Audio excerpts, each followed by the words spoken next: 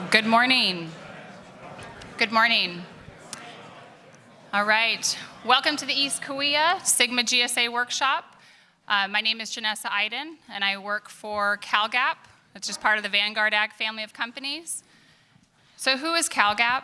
CalGap is a family-owned and operated company based in Tulare. We've been around since 2005. I just want to make it clear, we're not affiliated with the East Kaweah GSA, nor are we a state company or agency. Our company supported growers when they had to adapt to irrigated lands. We also help them today to remain compliant.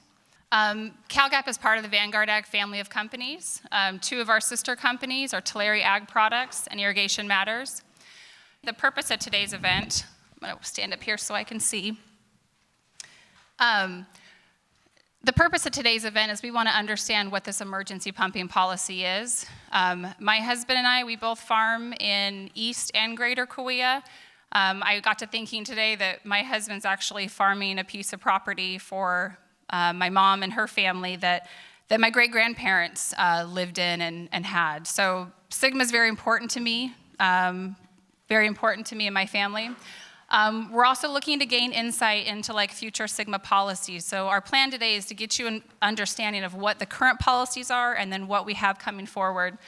And then lastly, we're going to leave you with some strategies and talking with other growers that are preparing for Sigma to hope that everybody can get up to date on what needs to be done. What we won't be discussing today, I could debate policy all day in here. This emergency allocation is really hard for my family. I'm sure as your family as well. I feel you, I'm in it with you, but today is really not the place. Those are conversations that have to happen at the East Kaweah board. And so other things, water movement outside the Kaweah Basin. We're really gonna be focusing on the East Kaweah and the Kaweah Basin, primarily the East Kaweah. So throughout the meeting, if we have questions that are kind of parking lot issues, I respectfully will say, let's talk about this in the parking lot, let's deal with this afterwards. We really want this to be an educational day for everyone. We've got a lot of information to cover in a short period of time. So first we have Joel Kimmelshoe from Land IQ. He's gonna go over how the data is being collected that will be given to you that tells you how much water you've been consuming. We'll next hear from Michael Hagman. He's gonna go over the East Kaweah policies that have been set. And I will then kind of take that information and walk you through an example as myself as a grower, what that means on farm.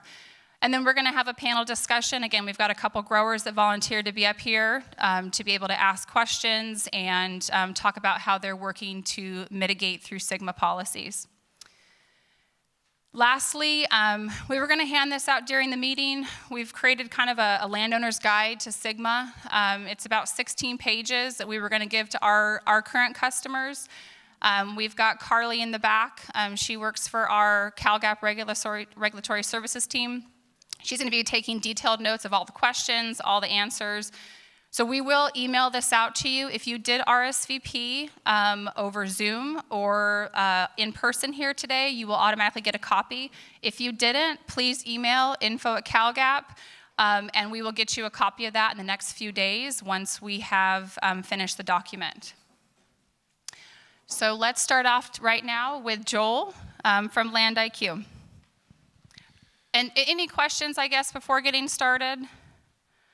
So please, we've got a couple gentlemen around the room. They're going to have microphones. So if you do have questions, at the end of each slide, we'll make sure that we can answer anything we can. Okay, good morning, and thanks. Can everybody hear me okay in the back? Thanks. I'm happy to be here. My name is Joel Kimmelshoe. I'm with a company called Land IQ. We are out of Sacramento. I appreciate talking to growers because I am one myself. My family farms in Butte County. We grow almonds, walnuts, and some row crops. And I grew up for 13 summers setting siphon tubes and changing sprinkler pipe and never got paid a dime. So I understand where you are. I'm the fifth of 5 kids. One of my brothers runs our small family farm. And because I'm the fifth of 5 kids, I had to go get an education and get a job outside the farm. But I love agriculture, but I will be talking to you today from the standpoint of being an objective scientist.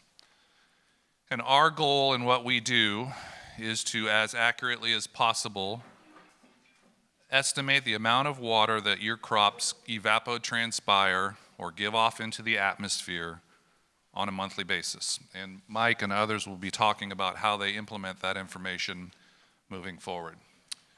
So I'll give you a little, go back one slide. I'll give you a little introduction to who we are, who we work for. I'm going to talk a little bit about the work that we do in statewide crop mapping, who are our independent advisors, the concept, and not concept, but important part of what's called ground truthing, and why that matters. That's basically measuring things on the ground to extrapolate across the rest of the landscape. And then also what we deliver. Field by field consumptive use, evapotranspiration, how much water the crops use, precipitation, field by field precipitation, and crop type. And then we'll talk about accuracies.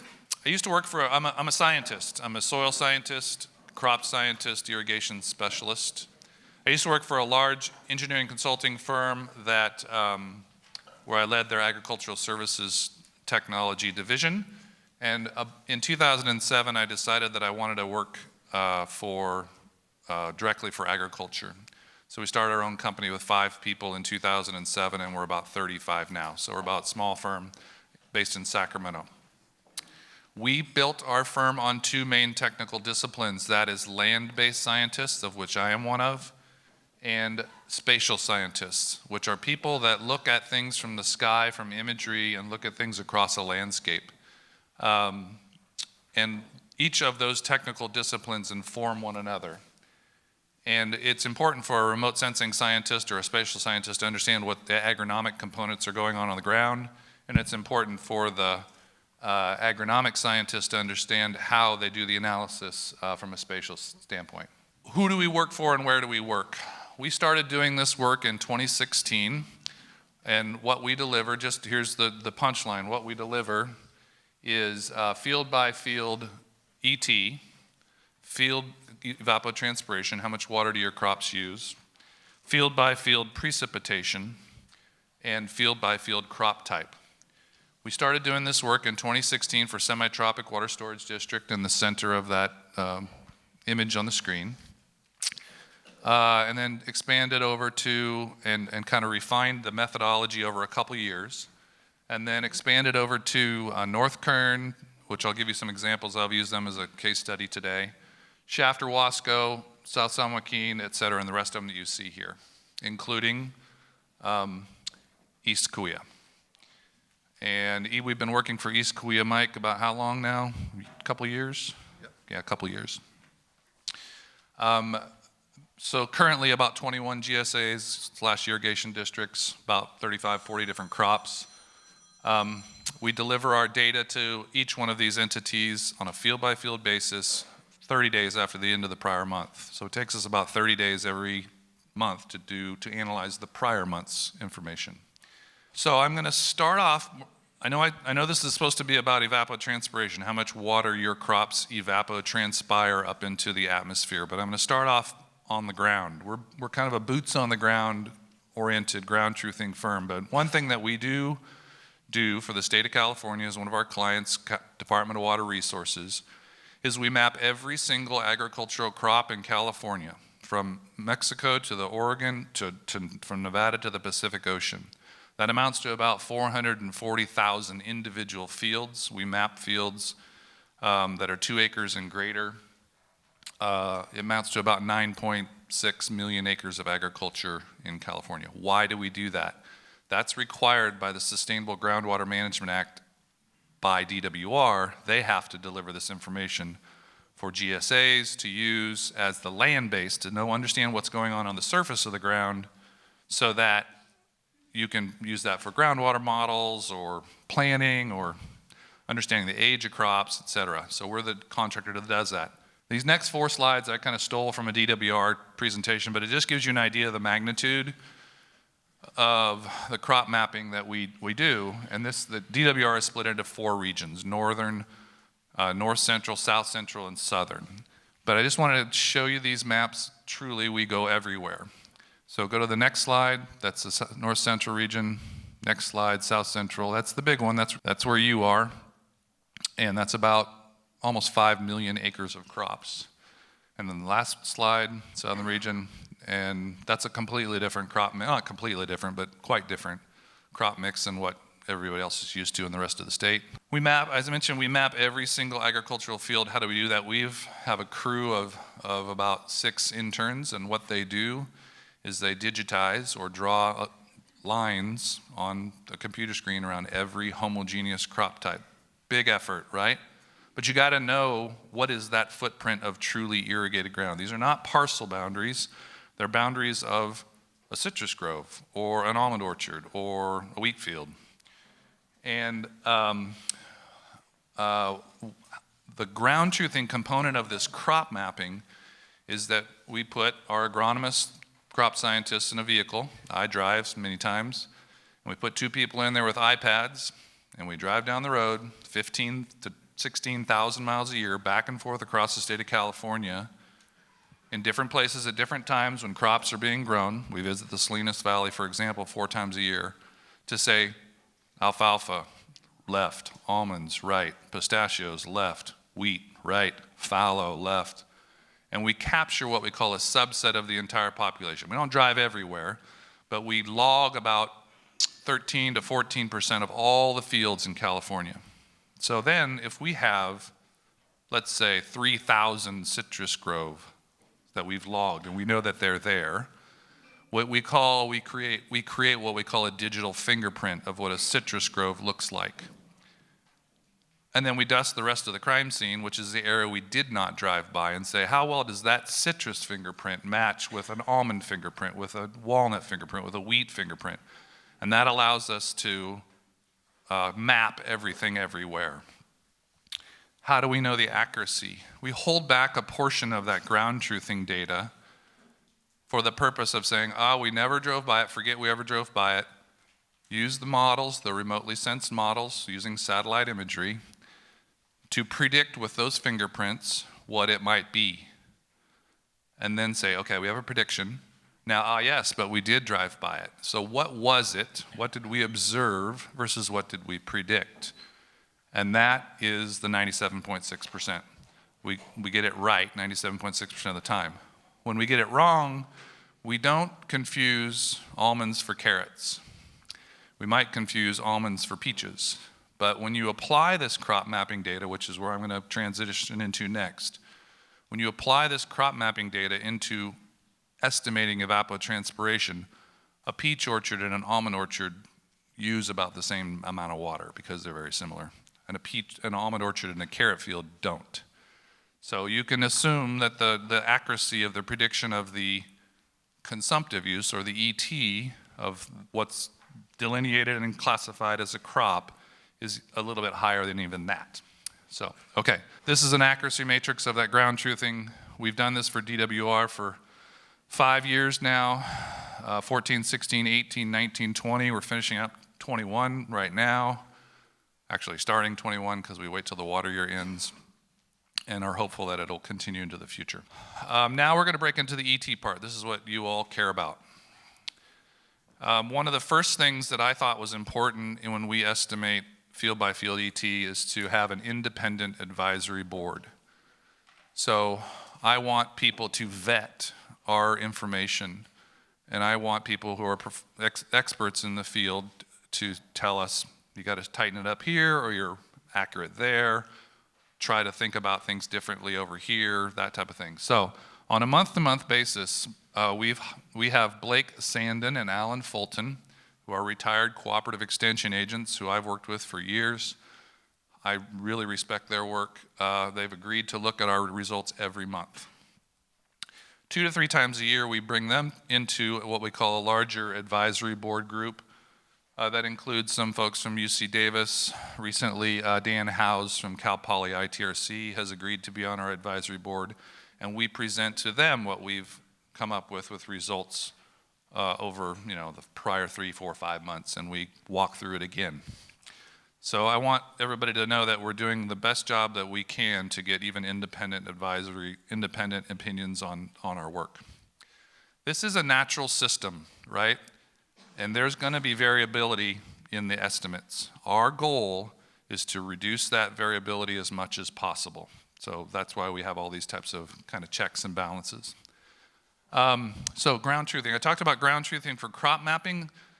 This is a fundamental tenet of the work that we do at Land IQ. Ground truthing for ET work is, how do we do that? We put climatic stations throughout the landscape. And currently we have over 100 climatic stations. They're called surface renewal or eddy covariance stations throughout the South Valley. And I'll show you in a map in a second, but I want to go through this slide.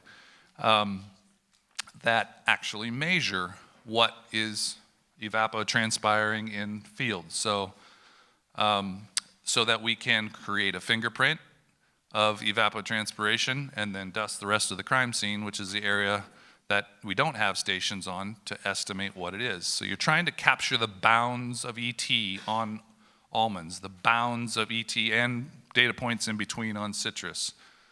And ground truthing is harder. It takes more effort. It takes a little more time, but it is truly the best way to try to tie it back to the ground.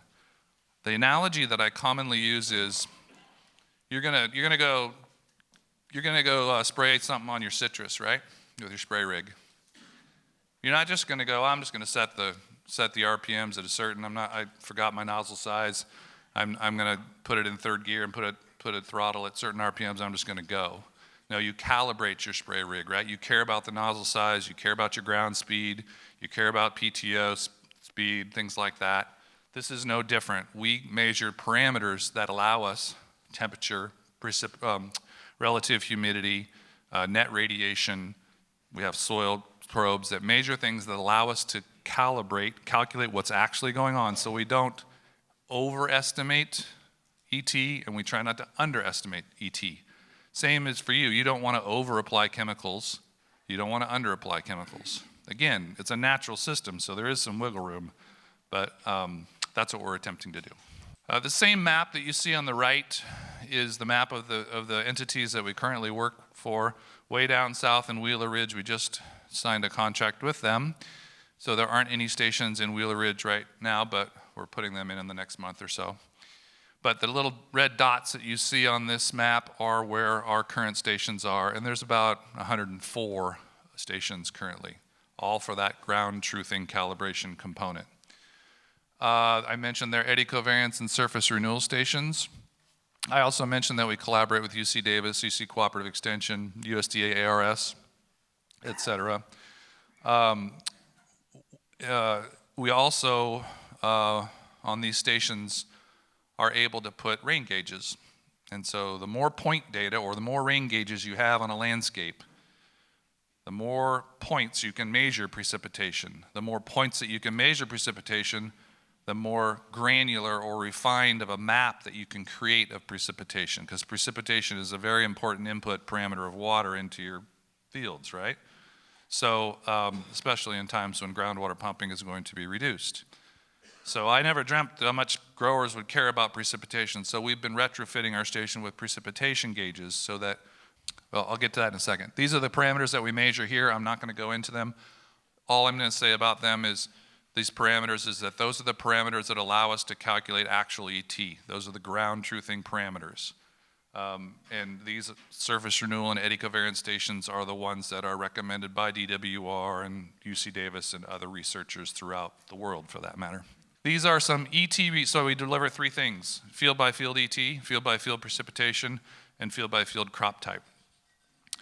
This is an annual kind of series of ET for North Kern Water Storage District. I just pulled them as an example. And we have these for your district too, and I probably should have put those in there, but I had this one readily available. You get the idea. The range of ET is up in the upper right-hand corner of the scale, and you can see orange, reddish colors are when it's evapotranspiring. Less water in the winter months, January, February, March, and October, November, December on the bottom, and then your main ET months are in the middle there, and blue is the highest ET. So again, calibrated to ground truthing climatic stations. It's reviewed by independent advisors. I've talked about that already. Each GSA or district uses the data a little bit differently. We're kind of the data providers or data wholesalers, if you will. We provide the data and allow the GSAs to use it as they would like because different places have different conditions. And we're just really focused on trying to get as accurate as possible field by field ET. This is a slide on precipitation. If I only had one rain gauge in North Kern Water Storage District, the colors on that map would be one color because I couldn't extrapolate. If I have 10 rain gauges, then I can say it rained a little bit more on the east than it did on the west, rained a little bit more on the north than it did on the south. And we can create maps like this to then apply an actual precipitation amount to each field. So think of each field as a water balance. You have your pumping allocation, your surface water allocation if you have it, and precipitation. So and we also have the output parameter for each field, that's the ET.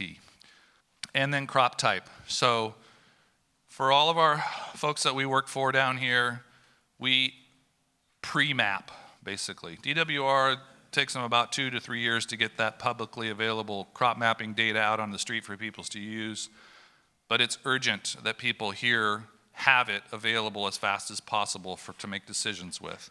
So we pre-map for all of our entities here. So that's the third deliverable. Accuracies.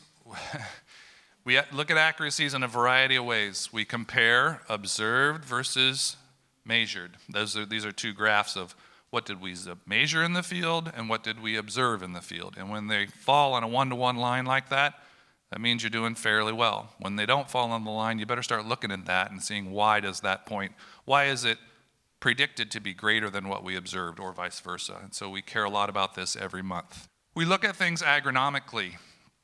These are 30 almond orchards. The green bars are our estimates of ET. The vertical axis where it says water in inches is how much water it either consumed in the green bars, ET, or the blue bars are how much water that orchard received. And the two blue colors are what was applied by irrigation and what it received by rainfall. So an orchard received a total amount of water, two sources, irrigation, rainfall. That's blue bars. Green bars are what it consumed. How much did it give off? Well, go back to that slide for a second. In all cases, your consumed water, the green bars, better be below the blue bars, or else you're somehow creating water. I know we'd all like to do that, but that's not physically possible. Because when you irrigate, it's not 100% efficient. Some of the water passes the root zone, goes back to groundwater, things like that. So this was after the fact. We have a number of cooperating growers, and I will offer to anyone in this room, we love to get meter data, and if you have reliable meter data, we love to compare it to what we are estimating with consumed, so applied versus consumed. Yeah, go ahead. Is that public data then? If growers reach out to you, does that then become public data? No. Okay. Thank you. Good question, and I'll answer that in a broader sense. All of the information that we produce for crop mapping, for DWR, that's all public data, but that's later. That's 2 or 3 years down the road. The ET data is your data, their data. We don't produce that publicly. That's because we're a private company and we don't do that. That's yours. So to this, the take-home message here is the green bar better be below the blue bar. And how much far below is interesting. If you look at, so we ask questions agronomically. Why is, in some of them, like on those orchards on the right-hand side, they're the 17 years old on that bottom axis. Why is there a bigger gap between the top of the green bar and the blue bars? And I asked the grower for these orchards, those specific orchards, why is that case? Well, they practiced a leaching event that year. So they applied more water on purpose to leach salts. Okay, so you're going to have a bigger gap. Why are they really close right in there in like 15 years? Why are they close right there? I talked to the growers there, And we looked at their soil map, really tight soils, really high clay soils, so they have it all stays there, and eventually they'll use it. We take that same data, this is again almonds is just an example, we can do it with citrus and pistachios and everything else if you want. We take this data and then we took all those 30 orchards and we put them together, and again, think about it agronomically. What happens in almonds in October? Well, you just got done harvesting and you probably shorted your trees a little water because you weren't irrigating because you were harvesting. So you want to fill that soil profile back up with water. That's why the blue bar in October is a lot higher than the green bar in October. And this year, this is 2020 water year. And this year, they got a lot of rain in December, got some rain in November, so they applied less water. They didn't need to, they took advantage of rainfall. In February, what happens in almonds? Well, you're starting to bloom, and you want to make sure your soil profile's got a lot of water in it, so you push through the bud stage. And so they applied a lot more water than the consumed water. March and April, it rained. They took advantage of that, didn't apply as much water in the blue bars. And then May, June, July, and even August look about what you would think. It's never 100% efficient. And then what happened in September? Why are those reversed? Well, they were harvesting, so they shut off the irrigation water. So the trees were using water that was stored in the soil rather than what was applied. And it starts over again. So my point in showing this slide is that we look at things like this by crops, and we work with growers to talk with them about how they're operating their operation and what makes sense. So this is just a slide, again, similar to the previous slide of almonds and pistachios by age. Almonds reach peak ET faster, those are the blue dots, and level off higher. They evapotranspire more water than pistachios. Pistachios take a little bit longer to reach peak ET, and they just evapotranspire less water. So again, just some relationships that we look at. And then I think this is the last slide, and I think Mike is going to talk about this a little bit more later. Our data, our input data for determining whatever tool or calculation or metric that's used to determine on a field-by-field basis what your pumping allotment will be. And this is an example of one of those online tools from a different GSA. And I think that's the last slide. So I'm very happy to entertain questions if you have them. Yes, sir. Yeah, on certain crops, they put plastic over the top, like Yep. grapes, and other crops, they put netting over that. Yep. How would that affect? Yeah, we see that, and because we look at, that's a great question. We actually have a station, I don't have a picture here, but we have a station in one of a vineyard where they put plastic over the top, and we're aware of that and looking at it, and so we see it on the images, it pops out, sticks out like a sore thumb, right? And say, okay, that's got plastic on it, let's pay attention to that. So we're recognizing those things, and sometimes it creates an insulating effect, and sometimes it creates more humidity and can actually evapotranspire more, but that's a good question.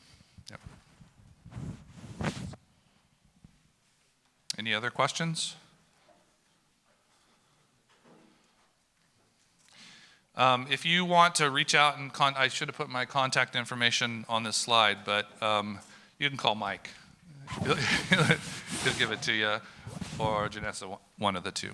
And oh, yes, sir. Of the 9.6 million crop acres that you have, that's a net number, right? That's what you've drawn a polygram. That, What do you think the gross is? well, the gross would mean like the parcel acreage, or? Have you ever thought about that? Yeah, you could probably take the 9.6 and multiply it by 1 point, yeah, I was gonna say 8% probably. Yeah, and just interesting footnote on that. We map the outer boundary of urban areas too. So or I don't care if it's a city boundary or whatever, it's just what's on the land. And when we started doing this mapping, I thought urban would be about 20% of ag. It's 50% of ag. So the urban footprint in California, if we're 10 million acres of ag, we're 5 million acres of urban. And I was shocked. Just for me, I thought it was interesting. I thought it would be like 20% or something like that. But that's a big footprint too. So when you talk about who's using water, yeah, ag does use the most water, it's true. But urban's a big footprint too. Yeah. So, yes, sir. If you could, I'm sorry, Matt, can you give him the microphone? The people on Zoom cannot hear the questions. So How accurate do you think you guys are on fallow ground? Because I know on open ET it's completely wrong. I'm assuming you guys have weather stations on fallow fields. Are you seeing that correlate with exact rainfall, or is it right there? So what we're getting in rainfall, or are you seeing more? When we started this, the first question by Semitropic asked us, tell us the ET on all of our irrigated ground. So okay, so we're developing these stations and the models for irrigated ground. And then of course Sigma really started to take foothold. And then people said, well, we want to know what ET is on fallow ground. So we had to shift gears. We put stations on fallow ground, and initially we were overestimating ET on fallow ground, but now we've got it ratcheted down because we have precipitation gauges, right? And we can create those precipitation maps. It's the same as irrigated land. You better not have more ET than the water that was on it. In some fields we do, and we look at them, and in one field we got a call from a grower over in Kings County, and he says, your fallow numbers are way too high. And so we said, okay, let's look at your field. And they had a canal running through the middle of it. It was fallow, but he had a canal running through the middle of it, and all the vegetation along the edge of the canal and the water going through it. And then we said, well, it's about 20% more than precipitation, and there's your reason there, right there. So my point in saying that is we take every comment seriously, and we try to figure out, and we're not perfect, okay? I'm not gonna say that, but we like the comments. We like people say, we think you're a little high here, we think you're a little low here, and we will take a look at that. And we've done that over the last 6 years and tightened things up quite a bit. Yeah. Yes, sir. Collecting any yield data with regards to that slide where you have 15-year and clay soil and then you have overnight water on the so are you collecting any of that? Yeah, the question, thank you. The question is, are you collecting yield data, and does that basically impact your ET or have an influence on your ET, right? The answer, are we collecting yield data? The answer is no. We do not. But obviously, there's a correlation between yield and how well you irrigate or not irrigate. But no, we do not. But we do work with growers and learn about those types of relationships. Yeah. Yes, sir. So obviously you're getting better and better at this, and for now we're supposed to use this as an irrigation tool, or another irrigation tool, or potentially as a tool. And over time, I'm curious as you get better, and because for now each GSA is going to be granted a certain number of per acre feet. So over time, is it going to be mandated that we irrigate exactly to the specs? Is that the whole long-term picture of this tool? On a block-by-block basis. The information that we deliver is block by block or field by field ET, and how each GSA uses that information in developing their allocations that they tell you you can pump or receive or whatever is we're kind of the wholesalers, if you will. Right.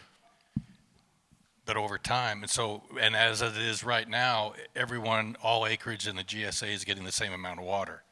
So over time, my question is, with where you see this headed it's going to be specifically modified each block to measure and irrigate towards that ETA, that ET that you're measuring. In other words, the block of walnuts isn't going to get 1.68.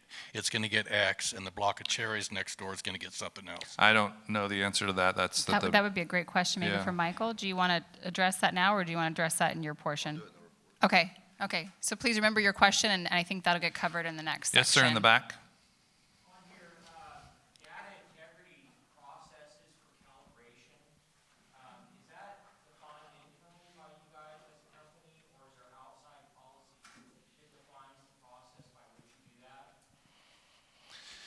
So we use, all of our stations are telemetered. I'll talk a little bit about how we collect data, and I think maybe I'll answer some of your question, and if I don't get it all, let me know.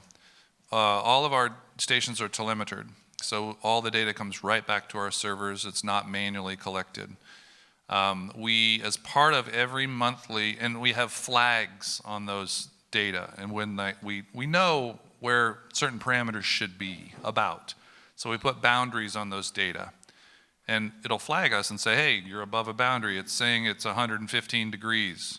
Or you're measuring 115 degrees. should that really be true? And it may be true, but then we go back and look at those data. We have 2 people, their job every month for 2 weeks is to go through all the data we collect. And you can imagine if we're collecting data every 15 minutes for 104 stations, that's a lot of data. And they have automated scripts and codes and flags and things they go through to clean the data and throw out any data that just isn't appropriate.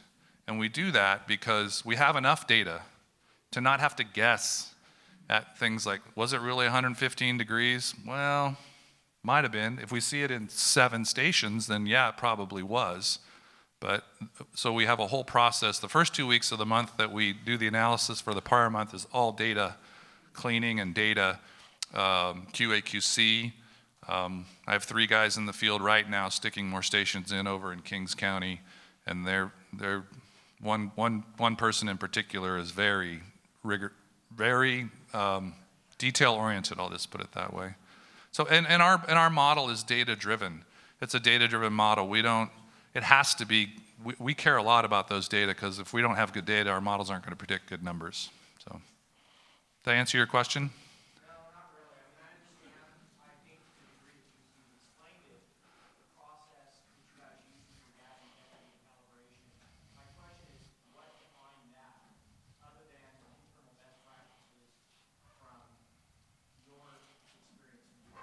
I didn't hear you all the way. I'm sorry. Can we get him a microphone, please? Thank you. That way everybody can hear the question. Thank you. So my question is, for your data integrity or your calibration processes, you've done a good job, I think, of explaining to the degree you can what that process looks like, number of people involved, and how you do it. But my question backs up a little further upstream, and what defines that, or how did you arrive at that is going to be your best practice for doing your data calibration? Is it something that you guys determined internally based on your experience with this, or is that calibration system, that process of data integrity, is that defined outside of your own company policy? I mean, is there an external policy that defines that for you or tells you you need to look at these certain things to ensure data integrity? You mean like what are our best management practices on data collection and interpretation? When you're aligning your estimates to you called it ground truthing, right? Mm-hmm. When you're aligning those calibrations, the processes you do, is that my question is that just determined by you guys? I mean, you're good scientists, you're good researchers, you've got some best practices, or is there an outside policy that defines that maybe in part or in whole for you and says you need to go through these specific data calibration steps to ensure that the ground truthing and the estimates have a high degree of correlation? Yeah, so I think I understand your question. We use a little bit of both. We have what I like to think some talented scientists that think about the data when they're looking at them. They've done it for years. That's one step. But we also use best management practices, if you will, on data interpretation that's in the literature and things like that. So it's not one or the other, it's a little bit of both. Okay, Yes, ma'am. Can we get a microphone to her up front, Matt? Sorry, yeah, where was that? She's got right up here. Well, we've got people. How do you decide where to put the monitors? What area? The question is, where do we decide to put the stations? We have a certain set of criteria that are required before we'll put a station in a field. 1, we want a cooperating grower.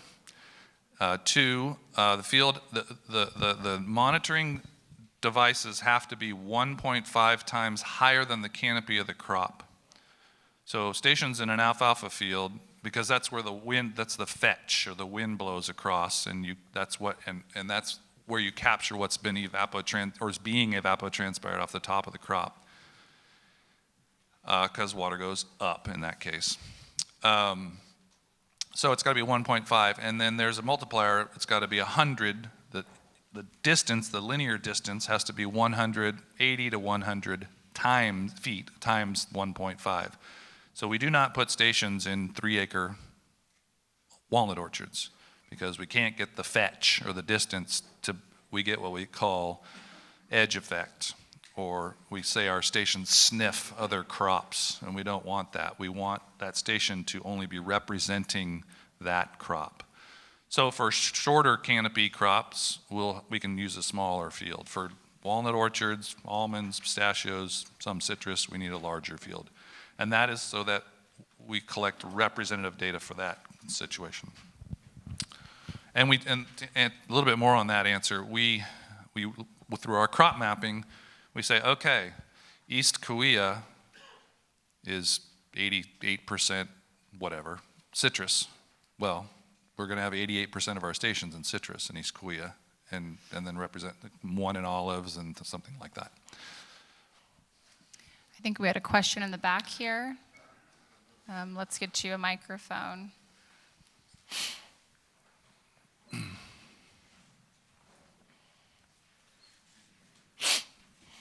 You mentioned that there's a 30-day lag on the information coming out. Are you working on that? Because as all farmers here, we have to work on a water budget. Right. And as we're working on that, we're 30 days behind of seeing what we're using. Can you address that? Yes, good question. Currently, the information that we provide is not an irrigation scheduling tool. There are other tools out there that you are well aware of that are irrigation scheduling tools that tell you turn on your pumps tomorrow or in 2 days. The information that we provide is an irrigation water management information. And as you irrigate through this season, and some of the GSAs have communication tools, and we have a web app that we do too, and I didn't talk about that today because that's not that important right now, that say, okay, you're above an average, or you're running above an average, or you're running below an average, and you're running high or low, and so that's where we are. We can't turn it around fast enough to be an irrigation scheduling tool, and that's not the purpose of what we're doing either. There's a lot of entities that do that. We're more on the irrigation water management side.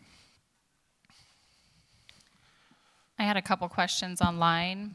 The first one is, what is your opinion regarding the risk of establishing a linear link between ET and groundwater pumping? The link between ET and pumping is so you're talking about, we'll just assume that for that question for now, to not complicate things, that groundwater is the only source of water, okay? So you're gonna pump and you're gonna irrigate. That's your applied water. ET is the consumed water, two different things. The difference between the two is how efficient you apply your water.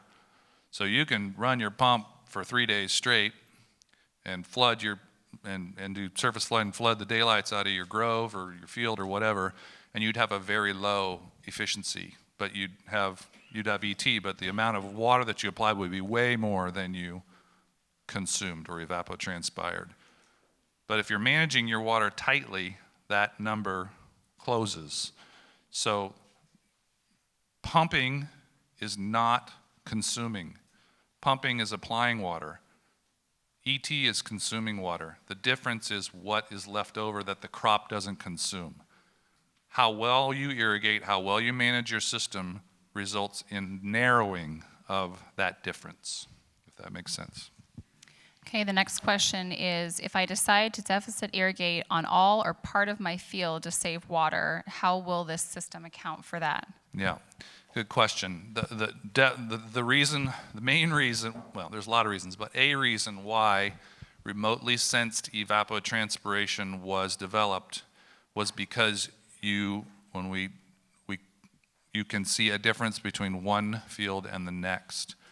Historically, and it's still a decent method to use, is called an empirical method. You take reference crop ET, multiply it by what's called a crop coefficient, and you come up with crop ET.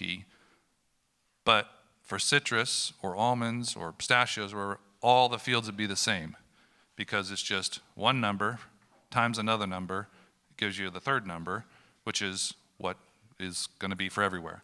The remotely sensed looks at spectral, textural, heat, and the ground truthing stations to determine a whole spectrum of ET And then so you can have the same age citrus grove, 40-acre block here, one grower. Same age citrus grove here next door, 40-acre block, same grower, same soil type, same variety, same spacing, same age. This grower irrigates differently than that grower. They're going to have different ETs. So if one grower is purposefully deficit irrigating, they're going to have a lower ET than the grower next door who may not be purposefully deficit irrigating. And that's why we use remote sensing. Okay, the other one I have is, can you ask about flood irrigating and if there will be recharge credits for that? I think that will be something we'll probably cover during Michael's portion. Yeah, I'll pass that one off. Okay, any other questions for Joel? We do have someone taking really good notes on all these questions and answers, and we'll include that in the packet. There any other questions online or in person?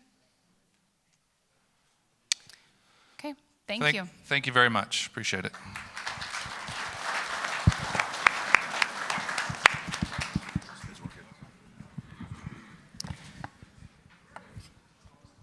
Okay, so up next, I'm going to introduce. All right, so up next, I'm going to introduce Michael Hagman. Michael is the general manager of the East Kaweah GSA.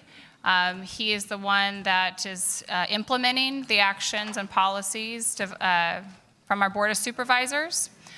Just for the people in the back, there are seats up here up front. If you guys do want to come take a seat, I've got 3, 4, 5, 6, 8, about 10 seats up here if anybody wants to come up. Okay, Michael. Well, good morning. So you guys came here mostly to hear what Joel had to say, but I'll follow him up with some other details. So just as background, I run the East Kaweah GSA. I'm the executive director there. I also run an irrigation district, Linmore Irrigation District, down in Lindsay, Strathmore area. I also have a farm down in Porterville ID, and then I'm a 20% partner in a family trust up in Northern California. So farming is in my blood. We also have a board of 11 individuals. 10 of them farm or have farmed. One of them is a city individual, so he hasn't farmed, but he lives around farming, and his farming is in the nature of the East Kaweah GSA. A few things I'd like to bring up, key terms, and I'll use them. I'll try to not use the acronym, but these are the things that SGMA required us to develop. So an example would be the groundwater sustainability plan. We got a fly in here, and so if you see me waving, I'm not spastic. And I think Joel brought it. So the groundwater sustainability plan is the plan we had to develop. It cost about $1.5 million to develop that plan, and we had to deliver it to the state by January of 2020. And so we did that. It took about 2 years. Provost and Pritchard was our lead consulting engineer on that. In the plan, it defines what they call sustainable management criteria or basin criteria. So the base is the bottom of the basin where water isn't. So the rock that's down there. So rock was the first thing that entered the basin, and then the weather pushed sediments from the mountains down into the valley in different levels. A measurable objective is what we're trying to accomplish, the place we want to be. And the measurable objective for water amount, or how much water is in the ground, is our 2017 levels. So we want to get back to 2017 levels, and we're not there right now. A management area is a space that we've designed, 9 management areas in the East Kaweah. Largely they're around water districts that were formed, federal water contractors. There are 8 of those in this GSA, and we have we'll talk a little bit more about the management areas in a little bit. Minimum threshold is the do not pass line. That's the line that's above the base of the basin. It's a level that we consider to be sustainable. We're not aiming for the minimum threshold, we're avoiding it. The objective is to avoid it. evapotranspiration, we just had a long discussion about sustainable management criteria, these things up here. And operational space, I'll define a little further. It's the space between minimum threshold and the top of water. So allocation policy, an allocation is the amount of water a landowner gets their name on. And we've allocated, and we'll talk a little bit more about that, based on 3 criteria. So in groundwater inflow, one of the inflows that we get is from actions of God. And if you don't believe in God, whoever it is that you think puts it there. So it's the streams and the precipitation that we call mountain course inflows. You get a lot of water, lands up on the mountains, rolls up underneath of us, and hits our east side, and then pushes its way through to the west. That's the native supply. That's what's available on an annual basis, and we're allocating 100% of that each year. Then these other 2 transitional ones are a plan overdraft. In the plan, we determined we had 28,000 acre-foot of overdraft in the GSA. We're going to continue to allow that all the way till 2030. This number down here is going to be a variable. This is one of the downsides. We have to look at the condition of the basin and avoid MT, the minimum threshold. So this number for this year, you've seen the letter, it's a half a foot. The cap is the maximum amount of water that can be pumped. Durability is the life of the molecule, meaning Mike Hagman was given 2 acre-feet. His name's on that molecule until it's used, or whatever the rules are that are applied to that molecule life. And the transferability is the ability to transfer within the GSA, outside the subbasin. So we began this process, we began having discussions about allocations about 32 months ago. We had a lot of input. Everybody is harmed by any decision made. I just want to make that very clear. There's no person that said, oh, that works for everybody. So our job as a regulation agency, we're you. The state of California said either we create SGMA programs or you guys do it. So it's us. We're your people. So for 30 months we looked at that, and we weren't drawing conclusions, and we had a lot of opposition to any direction we were going. And it's because we didn't have that progress in that effort, the board said, forget it. Turn it over to the technical advisory committee. It wasn't in my hands.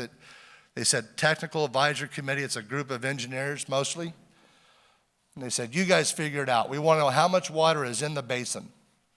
Tell us what's in the basin between minimum threshold and what's at the top of the water now. And the board decided to get that information from them. We'll talk about that. So this is sort of a depiction of the condition. So this is the ground surface. Measurable objective up here is 2017, and we have about 300 or 400 wells, hydrographs.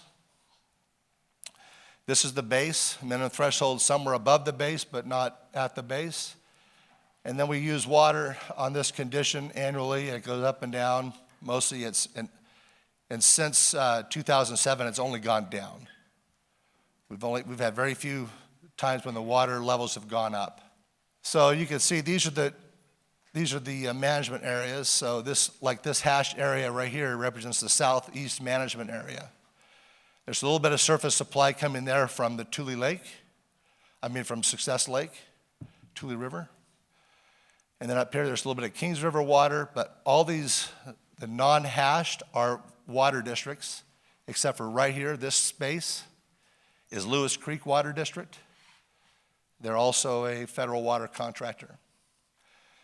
So this space here, this space here, this space here, and this one up here, they don't have federal water supply, but a lot of those spaces have appropriated supply. About 75% of the East Kaweah has appropriated water supply or CVP supply, and 25% doesn't. Okay, so what was the data? So we asked the board, we asked the engineers, hydrogeologists, develop a data, how much water is in the basin. So they had data back to 2020. They had groundwater levels and they contoured it. And when you look at, if you look at a glass and you put water in it, you know that there's 8 ounces of water in there because the line says 8 ounces on it. If I let that line in there and I put rocks in there and I poured water, you wouldn't have 8 ounces because the rocks are taking up all that space. So they developed this porosity value or porousness of the soil, and they say how much with those porosity values, there's a little bit of peanut butter spreading going on, but we're pretty identical on the east side until we get more out past like Avenue 196 or Road 196. So they say, okay, if that's the contour and that's the level of water, this is your minimum threshold number. That space right there, and we always use this number in Linmore, a 10-foot space in the ground is an acre foot. Across 43,560 square feet, that's an acre foot of water. So if I lose 10 feet of elevation under an acre, I've lost an acre foot of water. So as an example, this prior year, this one we just finished, about 18 feet, 16 feet, I think. So about 1.5, about 30,000 acre feet was removed from the east, from Linmore Irrigation District. So we said, okay, here's the average depth to MT in that management area. This is the remaining water in October. You'll notice some larger ones. This is because the western edge of east of Linmore is very deep. And it's really kind of interesting. If we go from 50 feet on LSID and Stone Corral's east side and down to about 400 feet is our maximum depth till about at Road 196. And then it does one of those half dome things, the base does. All of a sudden from 450 feet, you have 1,500 to 2,000 feet of space. So we said, okay, this is the remaining water. We just did some math. We said, okay, well, let's calculate what we did this year, consumptive ET numbers, just the water that was consumed. You've probably pumped more, but we're only crediting against the consumption because some of that water goes back in the ground. If your efficiency is 80%, you're putting some of that water back in the ground. Typically, the oranges are a lot better, 92% or so. So these numbers here identify how much was consumed, removed from the basin through the evapotranspiration process. This is surface supply that was delivered. A good example, Linmore typically delivers about 40,000 acre feet. So, remember I said we consumed about 30,000? Well, there it is, because we only got 9,000 acre feet of supply instead of 40,000. So we're 30,000 acre foot of groundwater short, or surface supply short. Then we assumed a number of inflow from native supply. It's been really dry. 21, we estimate about 33%. And then remaining balance. I want to highlight these two areas right here, actually all 4 of these. These 2 right here are probably, this one's probably overstated, meaning we're probably right at 0. And this one's probably overstated, meaning that's probably more like 7,000 or 8,000 feet. So this is the water that's available. So we took 32 months to answer a question to try and get to an allocation process. Nobody wanted it, and the board said, get us a number. So the board had to make a decision, right? We want water to be available. If you don't have water available to you, I can allocate you 500 acre feet per acre. It's just not going to be there. And we estimate at the current rate of extraction, we're done with water. We're at MT in every area in 2 years. So 22 and 23. I talked about this measurement here. 16 feet was the drop. We don't have any contours in the East Kaweah that's at measurable objective. And many are approaching minimum threshold. So if we get to minimum threshold and we're out of compliance, 33% of our management areas out of compliance, we're not in compliance with SGMA. And the state could come in and say, hey, you got a problem, we're going to take over. And we said, we're definitely out of water by 2025. So we had 490,000 in fall of 2020. We used up about 170,000, leaving 320,000 acre feet. If we use 170 2 years in a row, what's that number? That's 340,000. We're out of water. The TAC was told to give the board direction, understanding, and they did it and calculated this. And we're going to back out. We're going to use ET as a measurement. When you pump water, and this is really exacerbated when you go west, you know, and I'm looking, I came here from Paso Robles yesterday at a Friant meeting. As I'm traveling across, I notice all kinds of wet ground, that not one wet canal. So 100% water is coming from the ground. And there's thousands and thousands of acres that I crossed. It wasn't like, 100 acres or something. So the board said, let's develop a policy. And so these are the most critical ones right here, right? We said, what are the allocations? This is an assessed, we're allocating this to all assessed acres. There's really 3 types of users: a domestic or home use, and typically when your household use is 100% returned to the ground in our area, because you take a drink of water and you use the bathroom. You turn the faucet on, it goes down the drain. All that goes into your septic tank and back in the ground. The domestic demand would be irrigation of your grass or your trees around your property. So a home usually uses about 3/10 of a foot per acre, unless they're heavily landscaped. Then my wife likes her grass, so we're in about a foot and a half at my house. So this is the amounts that our landowners have been allocated. Every landowner that's assessed an acre gets 0.85 acre feet. If you're a homeowner, we're not going to measure your home use. We're going to assume that you're at 0. We are going to observe that the ET off of your ground, if it's really high, like I get an ET number on my 2-acre house from Eastern Tule GSA. So we'll observe that. If you're using more than what we would expect you to use, then we'll send you a notice, hey, you got to start paying for water. But for the most part, there's about 97,000 acre feet of inflow from native supply, and we're reserving or pulling out 4,500 for domestic use and for the communities. So Tuleville, Tonyville, et cetera. These are important because they answer the questions of, how long do I get to keep that? All of these allocations are durable, up to 5 years.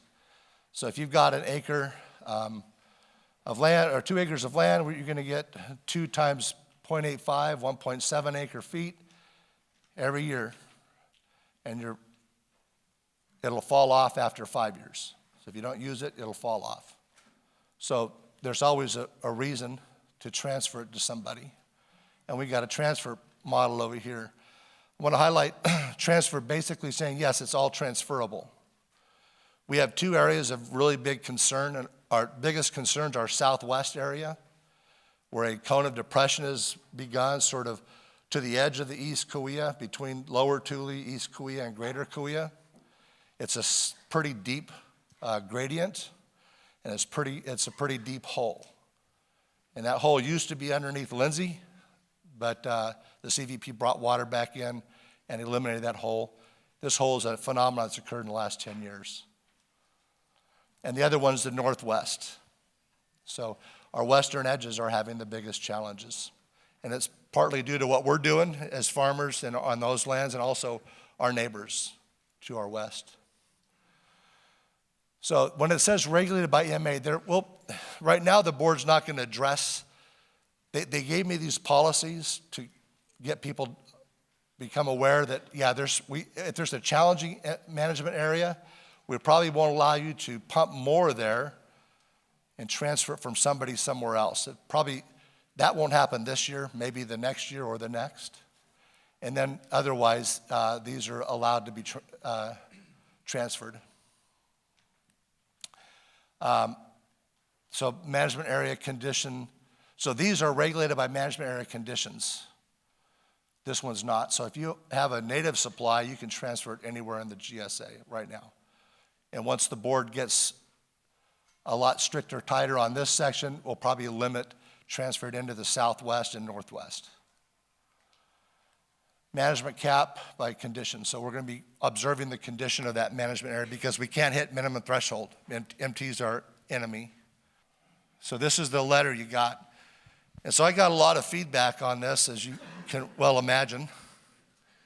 So we sat in the technical advisory committee, looked at this, they developed this. You know, I'm the executive director, and I have all the voice I want on the board. As soon as it comes to a vote, then I have to shut up and let them vote.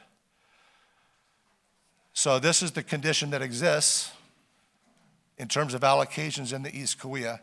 If you were to take the number that we have and align it with the amount of water we're allocating, that number is almost identical to what happened this year.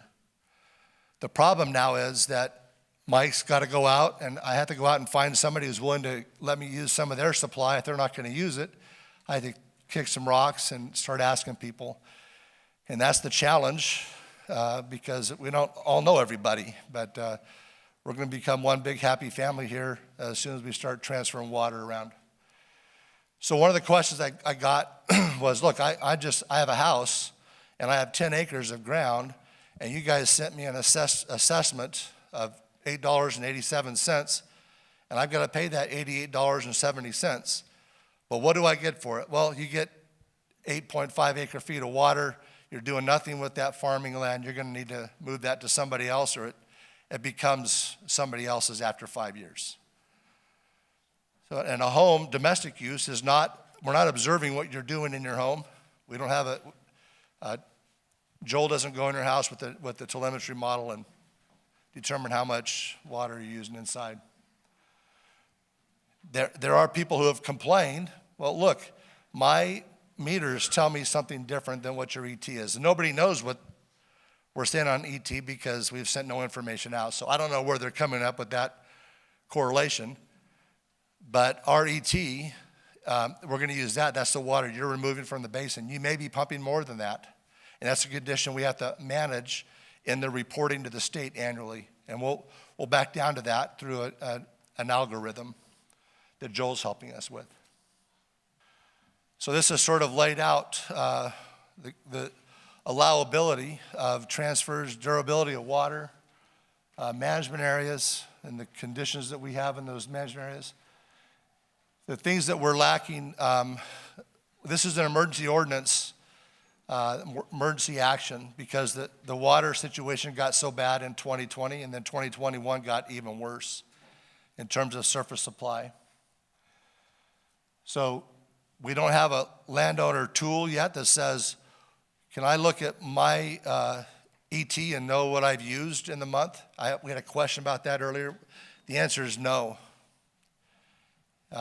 So you're going to have to, you know, a lot of our landowners know what they're putting on the ground. You're going to have to guess. But we're hoping that by February, somewhere late February, we'll have a monthly report that we'll be able to send to you that says how much water you've used for those 3 quarters, October, November, December. So this policy is retroactive to October 1st of 2021. The other option was to not implement it until December 1st, but then we would just reduce the number from 1.65 to 1.4. So we decided, let's just make it retroactive. Landowners will get a report and they'll know what their use is, and they'll be able to go from there. And we are working on a basin-wide mechanism. So on my property down in Porterville Irrigation District, Eastern Tule is the GSA down there, and they have basin safe, so I can look at my basin safe number and know what my ET is. You know, it's 30 days late, but I know what my ET is from that. A lot easier. I know what my allocation is. I can compare all that to each other and kind of know where I'm at as a farm owner. I think that's it. So any questions? Okay, can we get him a microphone real quick? Thank you. Okay, so many of you guys might know me. I've worked in a lot of these different basins for the last 25 years doing nothing but irrigation monitoring and irrigation scheduling. The biggest problem I see in all this, ET is a pretty subjective number, right? And now we're going to be rationed on the amount of water we could pump based off of ET. So my question to you is, let me put it this way. So I spent a little bit of time looking at these ET models online yesterday, and I also farm in the area too, right? And so looking at some of the properties I have and looking at some of these ET models, open ET or whatever it is, on some of my properties it was showing where I was applying anywhere between 34 and 38 inches of water. Well, I keep pretty detailed records of some of my own ranches, and I know for a fact I only apply 1.8 acre foot 24 inches, correct? And then rain last 2020, I don't know, 6, 7 inches. So am I going to be rationed on 34 to 38 inches applied and then deducted from what I applied? So whatever's remaining from that, am I going to be billed for that? And then it's a two-part question. Would I have the opportunity to be able to come to you guys if I am billed or rationed for that amount of water and be able to present my data to you that shows all of my meter reads, pressure switches, my soil moisture and all that type of stuff, and be able to prove the case to you guys that, hey, look, I'm not using what you guys say I'm using based off of your ET calculations, and be able to save that water for usage. There's a lot of stuff I'm doing with deficit irrigation and all this other stuff. But if I'm going to be penalized, and if it doesn't matter because you guys are going to bill us or ration us based off of ET, what's the point, right? So I'll answer your questions, and I need to go back and clarify a statement. So the answer is yes and yes. We don't object to you having a correctly installed meter, having that value and providing that to us. The reason we didn't go to everybody installing a meter is I've got 6,000 meters. So imagine what kind of staff I'd have to go out and read 6,000 meters. And they're all over the place. It's not the city of Lindsay with 2,200. It's 6,000 across 120,000 acres of land. So that's the big problem with us using. And then secondly, we got to know how you've installed that meter. That's going to be essential because we know as an irrigation district, you got befores and afters in terms of your pipeline, and it's got to be installed correctly. And then how do we know if your meter's measuring right? So we have those conditions to worry about. So we moved to ET quickly, and I will say if you look at Open ET, that was the basin that was the information we used as a basin through a company called David's, and it was showing 4-foot ET on Lindsay property, east side Lindsay, and if there was they were applying 4 foot of water on east side of Lindsay, we'd have Lewis Creek full all the time. So we know Open ET is wrong. And that has also been calculated and looked at by Land IQ. It's way higher than what we're seeing off of the ground truthing and going out and setting up stations and really knowing what the crop's doing. That's going to be essential. So it is subjective in the sense that, well, I wouldn't trust Open ET. And we're not going to use it, but we are going to use Land IQ. If you object, then send us a process where we can get access to your property and look at your meter and identify the meter condition and approve the meter as a measurable tool. We have no problem. And that has to be developed. We haven't really developed that either. So we will have the ability to do that? Correct. Another side point to your question, if you go on Land IQ's website, they actually have a whole document on comparing Land IQ to Open ET. Because myself, I went through my Open ET data and I flipped out because the numbers are huge. I haven't received my Land IQ data yet, but I've been told it is lower than Open ET. But if you go to Land IQ, they do compare, there's a sheet, how they compare the two models. Might be helpful. I got a question or a couple. How much drift do we have from the East Kaweah to the Greater Kaweah and the Mid Kaweah, which are continuing to pump rapidly? Do we have a number on that? Are we guessing, or we're saying no water drifts west? I always thought water went downhill, but. So you're asking where the groundwater flow directional? Yeah, so that is But going how to much, the west. how much of the water that we have, is it gonna move westward? Are they gonna use the water we save because they're gonna continue to pump? So let me kind of give you an idea of what the boundary looks like. So, and I'm thinking about your area in particular, Mark, on the southwest. The cone is deep. So when you put in your straw in the ground and you pump water, you create a cone. And then over time, it tries to fill it back up.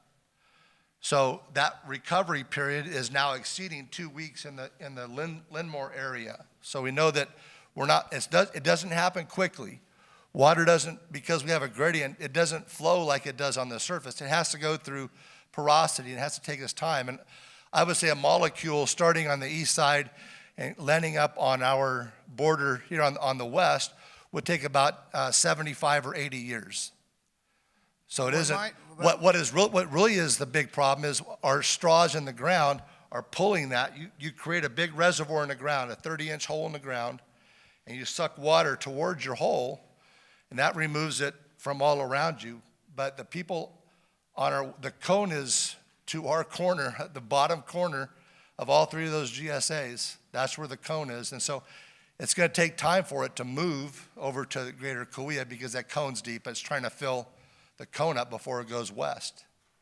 So you're saying very little, if no water, leaves East Kaweah into the Greater Kaweah. I'm not talking about water in Springville. I'm talking about the water on the west side of the East Kaweah. Do you think any of that water is drawn over to the west of our line? Yes, but what I'm saying is it gets there quicker with the pumps than it does by native. So all right, naturally occurring movement to the west is much slower than if someone stuck a pump right on the line on the Greater Kaweah side and sucked water out of the ground. They're creating that cone draft, and it's trying to fill that up, and it's taken 2 weeks to fill that space up, or longer now. So, all right. Now, if I have alfalfa, it's growing now. Can I fallow that land and just call it a zero, or do I have to go out there and disc it up? Do you see what I'm saying? And I think if you're not applying water there, Mark, we shouldn't be billing you for it. So if there's an ET number, it's going to have an ET because the hay is growing now. Yeah. And I didn't water it, but it's still growing, so I'm going to get an ET there. And so my suggestion is look at your meters, take a picture of them, timestamp them, send them to me, and then we'll look at that when you're not applying any water. I can't timestamp backwards to October 1st, so. Yeah. How are we going to handle it? I think Pitt Liano has some pretty good ideas there. The Tule Basin seems to be way ahead of us, and I think he'll prove it when he speaks, but we have to have better rules. We have to have some more thought here. So let me it's not address well that. done yet. So. Mark, I mean, I don't want to get disparaging and comparing us. You don't do the same things in your house that I do in mine, right? So we have a problem. We thought we wouldn't have this problem till later. Well, we got 2020 and 2021. Correct. And we got one half of the water that we normally get in 1 year over 2 years from federal supply and appropriated supply. Well, I see we have a problem, but we need to react and get rules how we're going to react to it. We're trying to develop those. So like the notice says, you'll get more information. Our conditions that I can allocate, you can take whatever you want, but we're going to be out of water. I mean, that's the bottom line. I don't know what else to say about it. I'm willing to fallow quite a bit of land. We're going to have to, in our area, fallow a lot of land. We just need to know to what point. We need some rules so we know how to get to what point we need to be. Yeah, we don't have those yet. We're going to work with you, Mark, because if you're not applying water, we shouldn't be billing you for that. If you're getting effective precipitation out of rainfall, that's just a benefit. We're going to pull that out. It's not going to be counted against you. Okay, well, my pumps are off, so. Yeah. So just to clarify on that question, if a grower dry farms, if they fallow and they dry farm a winter crop, they're able to sell that 0.85 acre feet to somebody else? They can move all of that water. They can move all their tiered? Right. All their native, transitional? Yeah. Okay, thank you. No limit. We're not limiting it right now. Okay, so the question was how far could you move it, and that was no limit as of right now? Okay. Yeah, and it's only within the East Kaweah. Yeah. So the question was, we can move it within the GSA, within the East Kaweah, not the Kaweah Basin. Okay. Right. You have two questions, John?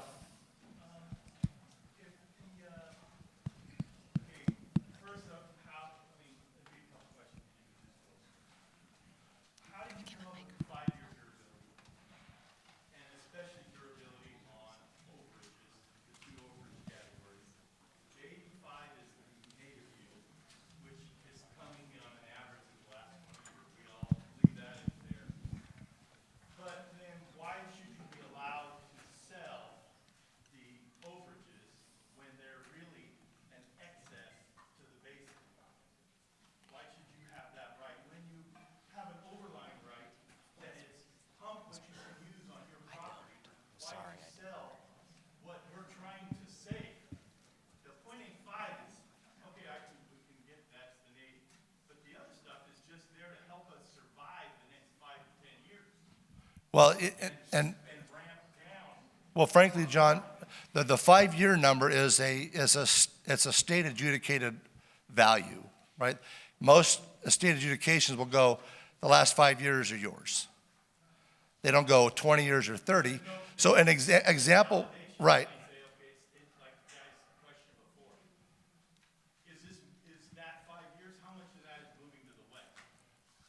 Yeah. So let me apply an example, right? So next door to us is Lindsay Strathmore Irrigation District. And 90% of their supply comes from the surface, but they depend on groundwater on dry years when they're not getting surface supply. So they have not taken their 0.85 out of the ground over the 80 years, 90 years of their existence. So that, I'm not gonna, this isn't a surface water meeting. It's a groundwater meeting. Well, okay, I'm talking about the issue. So to the east to Lindsay Strathmore Irrigation District person not taking water, they only get 5 years. They only get, yeah. Let me finish, John. They get 5 years on that water supply. They don't get 20. If you were to make an argument for the water they've allowed to go past them, they probably got all the water they need for the next 30 years. Well, no, you're right. So we've established a rule.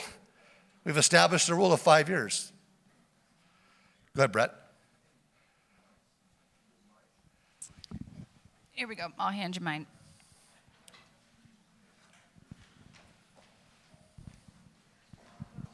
Thank you.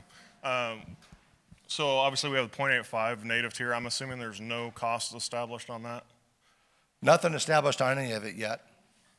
So you don't have any rate structure on any of the groundwater pumping credits? So the board on the 3rd is going to talk about that, but right now there isn't anything applied to any of the groundwater.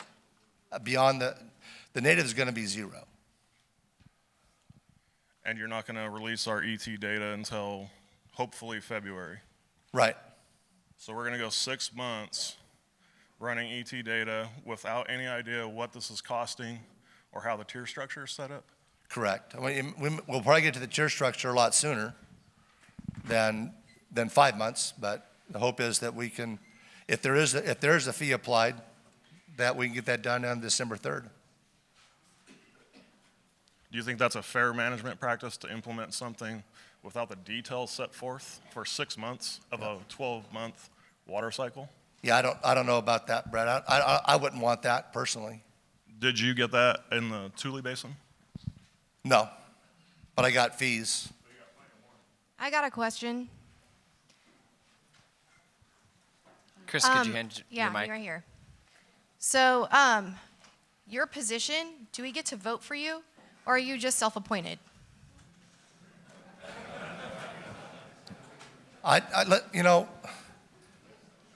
can quit today from the East Kaweah. It doesn't matter to me. I got a job. I do East Kaweah for almost nothing. So that my job is to represent the board and those farmers who are elected officials to present what they've decided to do. That's my job. I'm not here to tell you something based on, I'm just throwing it out there to harm you. This is our condition.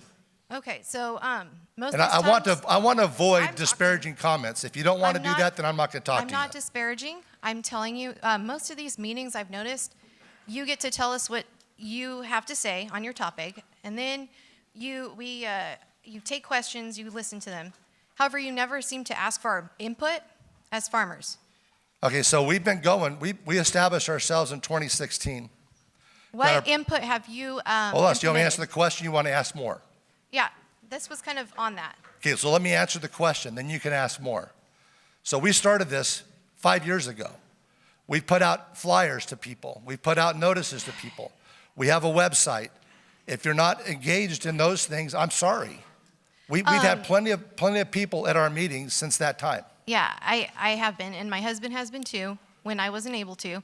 And I was trying to tailor my question down so you wouldn't go into the history of all that. My specific question is, what have you implemented in your plan that has been based on the input of us? Of who? I mean, we've had, like I said, we've had This room full of farmers? We've had plenty of people in our advisory committee meetings and TAC meetings, and we've allowed open I'm asking for a access. specific implementation in your plan. I mean, there's a host of things I can go on about. I mean, people have participated from the public in the plan. Okay, a lot of people seem to not. Well, I'm sorry Be that people happy with don't. this. You got notices sent to you. I can tell you right now, I sent notices out to people. No one cares. But as soon as we send the allocation out, people care. No. How many of you guys? Gotten one notice. No, we've sent at least 4. So I just, Yeah, I'm sorry. okay, so, okay. Okay, Go inside. okay. All right, so I do,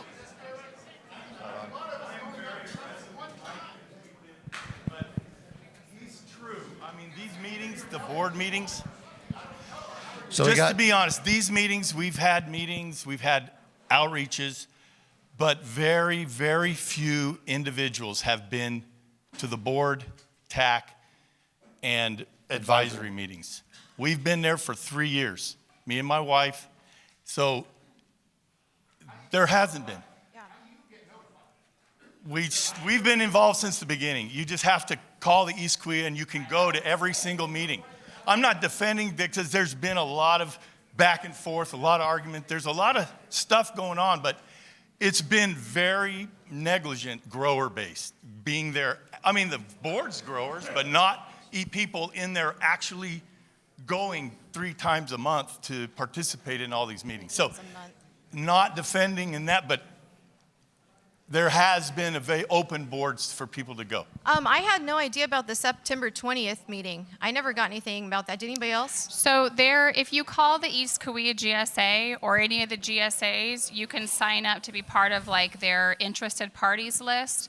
That's what I did myself, and all of the meetings are over Why Zoom. weren't we aware of that before? I don't know. I just called the office to ask when the board meetings were and the technical advisory meetings were. That's my biggest suggestion that I'm telling my own growers, attend the... Retroactively. Okay. Thank you. I appreciate that. All right, we have another question here. Hi, just to go back to when we're going to start to be billed retroactive October 1. Once you start receiving all of these funds, what will you do with this money? Is this something that the government gets, or is it something to be proactive to start saving water storage, to be proactive instead of I know this board is to protect what we have currently, but what are you going to do with that money, with all this money that you're going to be collecting from us at that point, whatever that number is?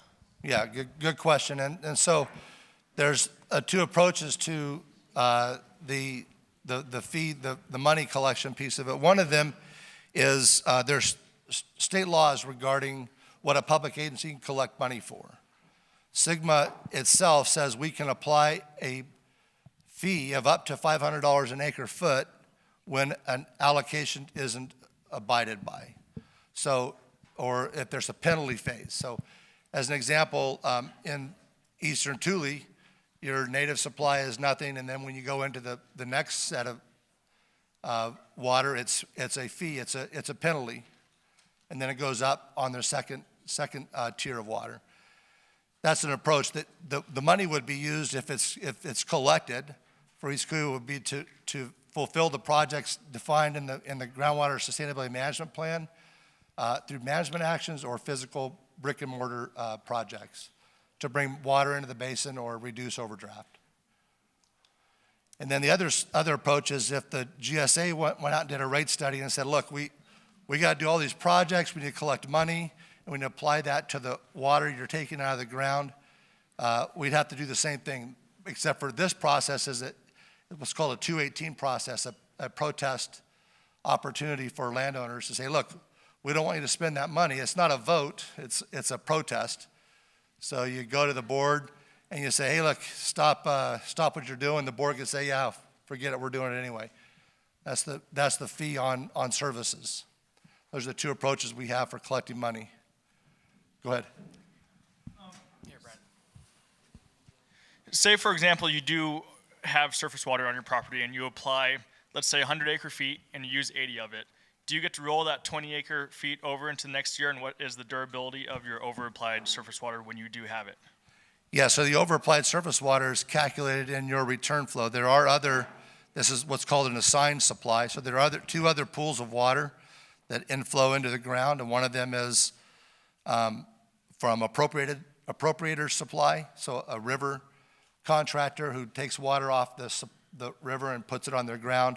That return flow becomes yours. The other one would be what they call foreign, so those not contingent in the basis or not developed in the basin, so it'd be CVP supply, Kings River, or Thule supply.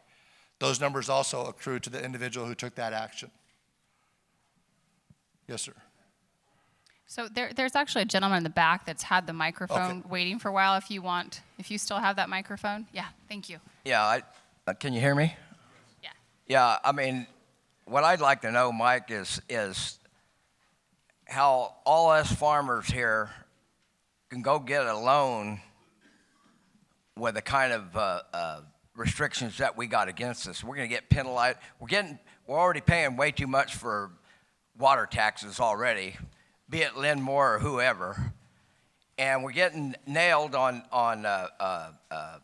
if we pump water out of our own underground. I don't know how you guys can get that kind of power to dictate what we can take out of our own fields. Like this year, I didn't even farm because it doesn't pay for me to pump and waste my well water, because that's what I have for my house right now. And you guys didn't supply enough water for me to farm with. How am I supposed to make a living? How's some of these other people going to get loans, and who's gonna lend money to somebody like us? We're not getting what you're getting over there for managing and be able to farm off of that. I don't understand how you think that we're all going to make money here. Why don't we spend time figuring out, instead of giving you guys money here, because you guys haven't given us 1 ounce of water here, this entity that you guys created. And why don't we fight to get our surface water back? We haven't got any surface water. Let's go after that. Instead of spending time on something playing water. You guys are playing water Nazi. Donnie, you got to stop ranting because it's getting us nowhere. So here's the comment. I'm going to summarize your comment. Let me summarize your comment. It's this. You're not getting us any water. What are you doing for us? Right? Your comment. I'm summarizing your comments. You're not getting any water for us. What are you doing for us? That's my summary of your comments. So here, let me answer the question. The districts that are in this GSA have been receiving water from the CVP since 1950. There are appropriators, the Wachumna and Sentinel Butte and others, who have been receiving water from the river since 1920s. Our land is overdrafting. And when you talk about water we've lost about 18,000 acre feet in the East Kaweah to the San Joaquin River Settlement Contract. But we overdrafted about 100,000 acre feet last year, our GSA. So our problem isn't not enough surface supply. We'd like more surface supply. We've got all that we're allowed to have. We've taken all that we can. The problem is there isn't any water over on this side. We have a basin. If you owned 440,000 acre basin, Kaweah Subbasin, and you're running out of water, what are you going to do? What is Donnie Silva going to do if he's out of water in the ground? You going to complain that Mike Hagman is creating a rule in the government? Well, I'm saying that, but I'm saying you own 440,000 acre feet and you're overdrafting it by 120,000. What are you going to do? Now, I'm asking you a question, Donnie. Answer the question. What are you going to do with the 120,000 acre foot of overdraft? We're overdrafting. No, we're not losing surface water. The Delta's losing it.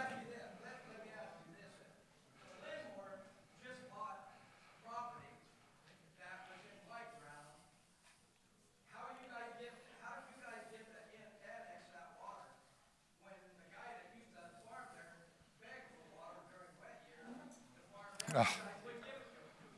Okay. So to be clear, Linmore Irrigation District bought 320 acres, and we're going to move water to it. How do we do that? Well, because we're allowed to as a district.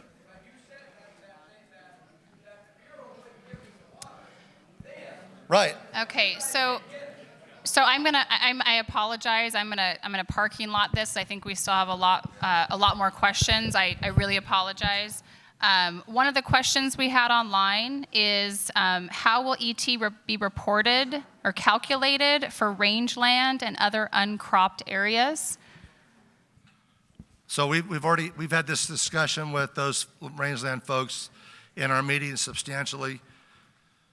They're in the M&I category. They take water, they use less than their per acre than an irrigator does. So we got a landowner suing us, Dominagoni, who's suing East Kaweah because they don't like the $8.87 tax that we have on their land.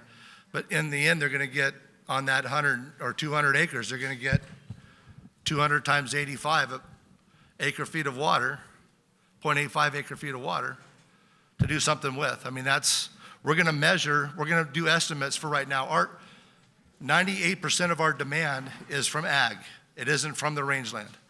So while there are conditions and challenges over there, the problem is much smaller than the bigger problem.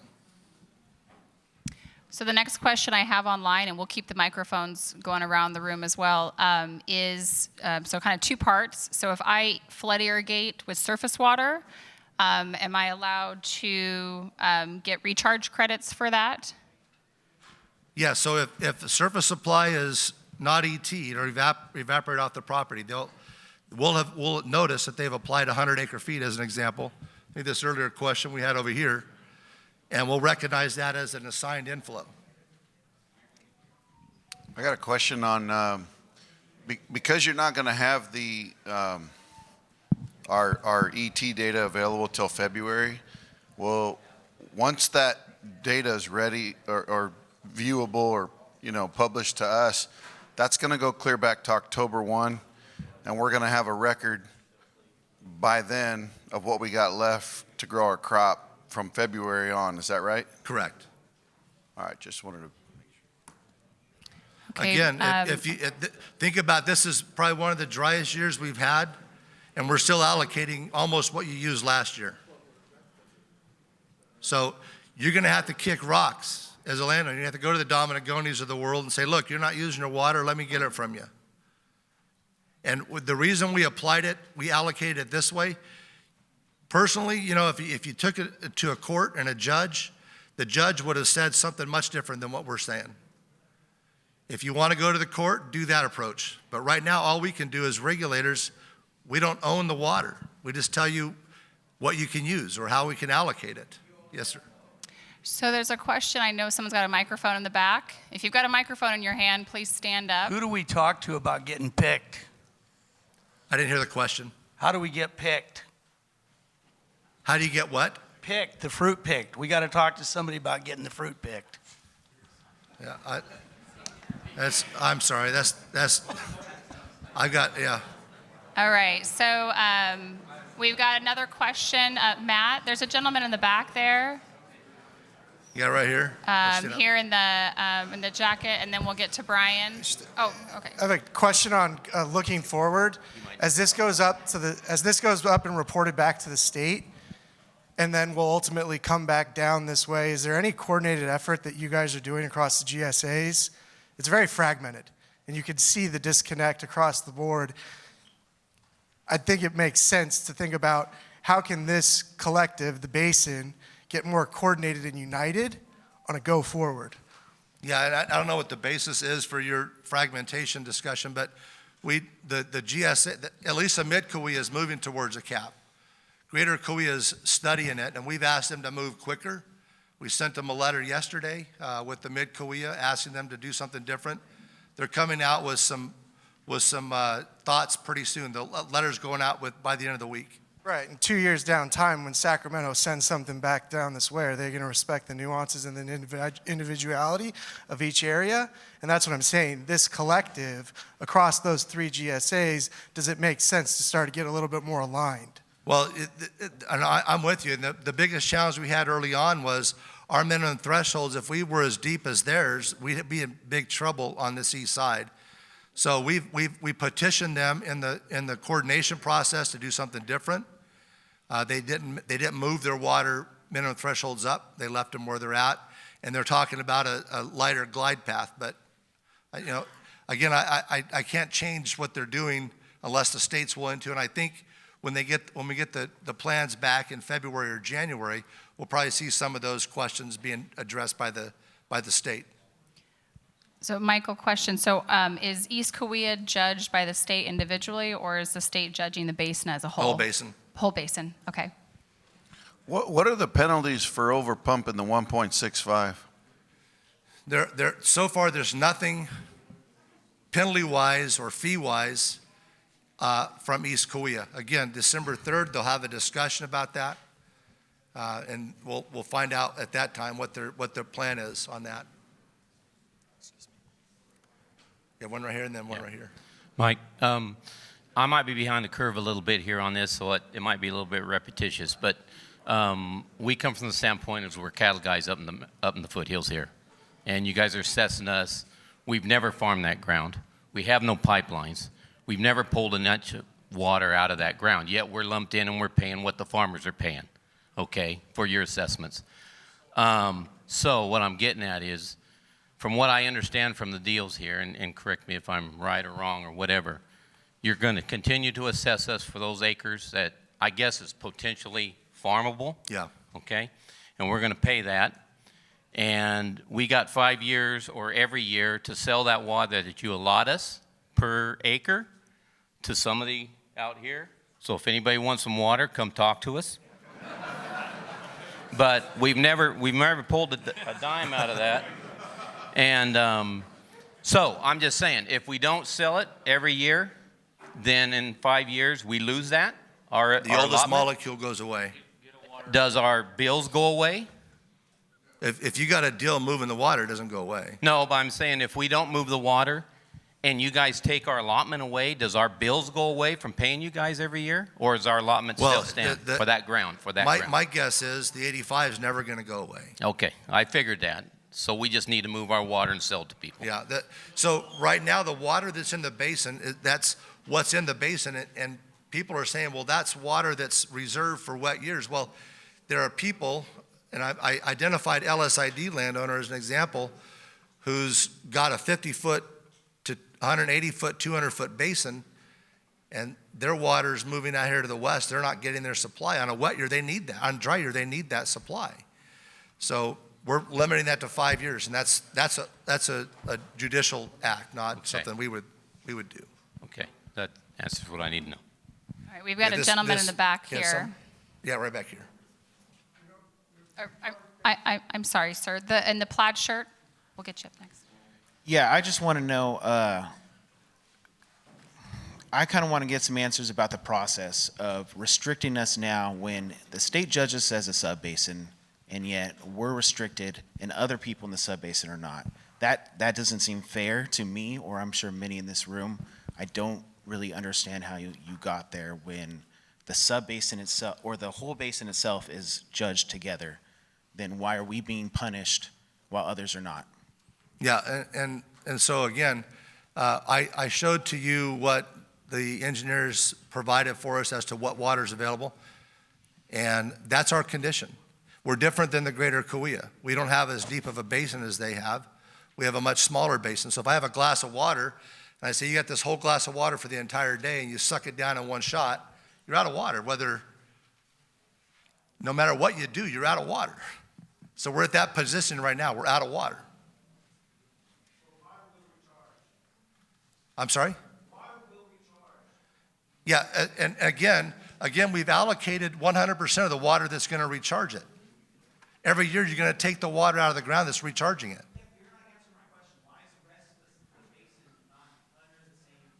Well, the greater Kaweah has got problems, but our problem's different than theirs. We're a smaller part of the basin. We're a narrower supply, a storage supply. Theirs is deeper. Their bottom's 2,500 feet. My bottom goes from 50 feet down to 1,500. And mostly,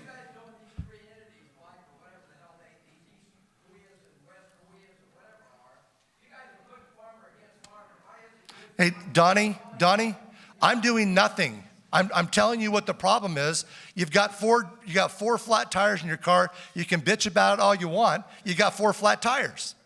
Fix the 4 flat tires and stop bitching about it. That's our condition. That's our situation. You know, they're going to recharge on. Okay, they're going to recharge the underground table, right? They're flooding these holding ponds to recharge it, right? I was just wondering, right down the road here on Frank Kern, they're putting in a couple of 5-foot pipes. Are they going to take water out of it or put water into the Frank Kern and send it down south? And so there's no water going south. There's a law that doesn't allow it to go south. What's happening, here's the condition. So the Frank Kern Canal was developed on a demand. So at Linmore Irrigation, when it first was established, was about 50,000 acres. About 27,000 of the acres said, we don't want to be part of that stupid 25 cents an acre deal. So out they went. The people that got a Frank contract, they determined what water was needed. Linmore needs 55,000 acre feet to be sustainable at a certain level of cropping and demand. We're not fully getting our supply because on a wet year, our pipeline, someone goes, the Bureau of Reclamation says, I've got all the water you can take, please take it. And we go, for the month of March, give Linmore Irrigation District 80 acre feet. And that literally happened in 2011. And so what happens now is when they say, we've got all the water you can take, Linmore goes, okay, I'm going to put them in the Hirabayashi recharge. I'm going to put them in the 208 recharge. I'm going to move 5,000 acre feet a month into those basins. So now we're reoperating to get to our full capacity, full contract value on wet years. So that's what's going to happen. That's what's happening on the Kaweah Delta is Kaweah Delta Water Conservation District and others are going to move water into that basin and store water, return water to the basin for us on wet years. Well, if they're not going to move water out of this district, why are they connecting the pump to the Frank Kern then? Are they going to get water out if we're not going to put water in? Well, people have a right to get water out of the Frank Kern Canal, whether they're along the canal or a mile away. No, I'm saying we're having water problems here with our aquifer. If we're going to take water out of this county or this area and put it into the Frank Kern Canal, where's it going to go?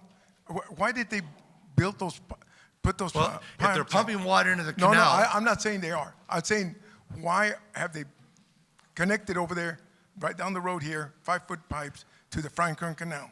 Why? I mean, they're putting water in and out of that canal. So there's lots of reasons for it. I mean, there's a law where that water coming from the federal government can only go to a certain place. I can't move water outside of my basin. The 320-acre basin we just bought, we have to annex, and the Bureau has to approve it. I can't take Okay. it to someplace else. I understand what you're telling me then. If we have excess water coming down Franklin Canal, they're going to let it out. Everybody's But- going to use it. Yeah, okay, but since we're water shortage here, we're not going to put any water into the canal and send it down south. We're not going to. No, but it does happen on a dry year. They'll pump it in the canal and take it in the same district down the canal half a mile. Yeah, it's okay, that's what I'm saying, but it's not going to go to Los Angeles, San Diego, that's what I'm saying. And just for the record, I'm opposed to pumping water, groundwater pump, and putting the canal and moving it. But that's just my personal perspective. I just wonder whether we're hooking up that pump. How does Land IQ get paid? Because I know Greater Kaweah is using them too. So where did those funds come from? So how does Land IQ get paid from the East Kaweah? So we charge $8.87 an acre. It's about $950,000 a year. Their costs are part of that. The $950,000 covers all the costs of administering the program and implementing the monitoring program. That's the purpose of it. Yeah, thank you for answering all these questions and helping a lot of us wrap our head around this. And I know you, Mike, you're up there probably feeling like the messenger who's getting shot at because of our frustration. So I appreciate your thick skin on that. Couple ideas, recommendations. I got a question too. Messaging matters in everything that we do when we're dealing with people, right? And I think in some of the messaging that we're getting, there's maybe opportunity to take some of the edge off of stuff. Joel, when you talk about our ranches as crime scenes as a metaphor, be careful with that. I don't like my ranch referred to as a crime scene. So that's one simple example. I've seen it in flyers in other areas. Maybe that could be cleaned up a little bit and help out. That doesn't get to some of the more critical issues, though, of this kicking rocks for us to go find water amongst each other. Maybe part of the fee collection could be used, and this is an idea, potential idea, to set up that local market for us to help us do that in an efficient way. That might be a good use of some of that resource to make our lives easier, right, as we're trying to navigate all this. Question I've got then comes down to the ET process as a basis for billing. Everything on the Land IQ website and what we heard today, it's an estimate. It's under constant data integrity refinement. But at the end of the day, the checks that we write to pay that basis bill won't be an estimate. That will be an actual. And so my question then is the ET process, is using that as a basis, when does it go from being an estimate to an actual hard number that we can have this high degree of correlation to our checkbooks on? That's a tough thing for us to, and I don't know that there's an answer to that right now, but that's the tough thing that a lot of us are going to continue to try to wrap our head around. The other question I've got, and this one's maybe beyond even what East Kaweah GSA can answer, is when that water molecule that has that defined durability leaves my ranch, where does it go? Does it leave the watershed? Does it leave the basin? So I'm just going to use math for a second to answer your question. If 97,000 acre feet is the annual inflow, and we're taking 152,000 acre feet on average out of the subbasin, it's not going anywhere. It's getting consumed. So when we get it, if we were to draft less than 97,000 acre feet, the answer would be, well, it's in the basin as a storage number. But we don't have that situation. We have people overdrafting. We have people putting water in the basin and by physical actions, adding water to the basin, and that water is being taken as well. So we're exceeding the inflow, and we're taking somebody else's water, and we're overdrafting the basin. And it's not a function of the federal government and the state governments come along and taking our water away from us. We're not impacted. We have not had 1 year of impact from the federal government's action in San Joaquin River since we settled this in 2009, because they haven't been able to implement the program, and so the water comes to us anyway. So we're overdrafting. Our condition is we're doing something wrong. On the 120,000 acres, we got to do something different. I admit the messaging is difficult, and the messaging came up kind of quickly because we've all assumed there was more water in the ground than that, but then we had 2020 and 2021. It really just killed us. It really created a problem for us, and we got to comply. We got to meet that groundwater sustainability plan, the way we've designed it, minimum thresholds and those types of things. That's our situation. Did I get your questions?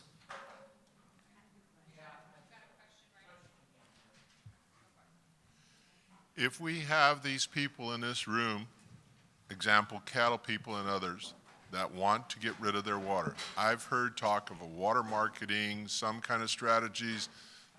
I haven't heard anything said on price or anything like that. You guys have price structures, or other districts have price structures that we're being charged for extra water. Are we going to have some kind of water exchange deal where people can sell water and buy water? And is it going to be structured, or is it going to be totally supply and demand, the highest price gets it? What is going to happen with this water? Because these guys are getting fed up with paying these assessments and never have and never will pump a drop of water from their ground. And so if you're not pumping water, we just threw a Cadillac on your lap. So move it to somebody. Right. And so we've got, again, this is an emergency ordinance, right? Our conditions change substantially because of the 2 years. You're going to have to give us time to get to that. Go out and start kicking rocks. I mean, honestly, you're going to do some footwork. So I've got a question here. If I own ditch stock, let's just say I've got 10 shares of ditch stock, am I going to have to put a flow meter on like a gravity ditch into my property, or am I automatically going to get allocated those 10 shares? So the way we're looking at it right now is when Wachumna, as an example, is a ditch stock company, they're going to have to tell us who got what property, what APN got water, and how much they got. There's a level of trust in there. You know, they could be lying to us, but the control would be what the water master says was delivered to Wachumna. So regardless of how much I own, it's about how much I take of that. Right, it's what's delivered on your ground. It's what's actually physically delivered, regardless of how much I own. Okay. And so when you take that water and you irrigate, and let's say you have a 80% efficiency, a bunch of water is going back in the ground. You're going to get credit for that number. You're going to get credit for the water lost in transit. So the transmission losses, those are called assigned values, or assignments of return flow. Those will all be accounted. What will likely happen is Wachumna will say we lost 15% in the air and 10% in the ground. We'll take that 10% number and give it back to Wachumna, who's going to have to identify for us which lands actually got water, took water, and apply it to that person's account. What I'm hearing is that we will be, in the next 5 years, always in a deficit. And if we don't use our molecule of water, we'll lose it, but it will go into that basin that's at a deficit. So there's really no scenario calculated into this that we will recharge in the next 5 years. We're just going to be at a deficit for 5 years. So at some level, you're right. But the difference is, right now, the federal water contractors have unused supply. Every year that we had wet years, Linmore would sell for money water to Kern Tulare Water District or Arvin Edison. And it's a lot of money, but no longer is that going to occur. Linmore and Exeter ID, as an example, will say, we're putting it in our basins. We're going to put it in Yocol Creek. We're going to put it in the Kaweah de Rancho de Kaweah project. So there's going to be places to put that supply. So that will add water to our area. That will reduce that demand. Then appropriators can also do some of the same things. On a wet year, they can apply it to their walnuts where they're dormant and get a credit for that return flow as well. Yeah, Mike, is it a rolling 5 years, or is it every 5 years you close the books? So at the end of 5 years, just your oldest molecule. Okay, perfect. right back here.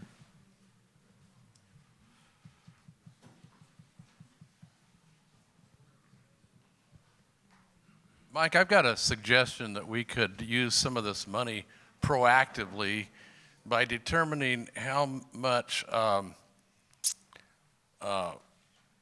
carbon credits that is going out through the Golden Gate Bridge, and define how much oxygen could be produced by our crops if that water didn't go out in the Pacific Ocean, and then advertise that vigorously. And in addition to that, we could convince the environmentalists that the oceans are rising and we should eliminate putting fresh water into the oceans. Yeah, we're out of my bailiwick.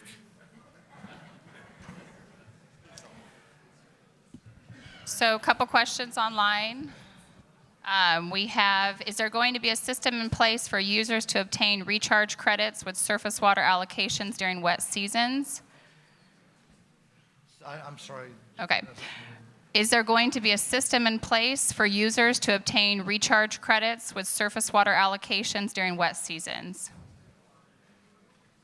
So sounds like the water market. So again, it's still any action taken from a surface supply, that's not our responsibility. We will track it. We will put it on that individual's account, and they'll get credit for it to offset any pumping or any agriculture, any ET they did off that property.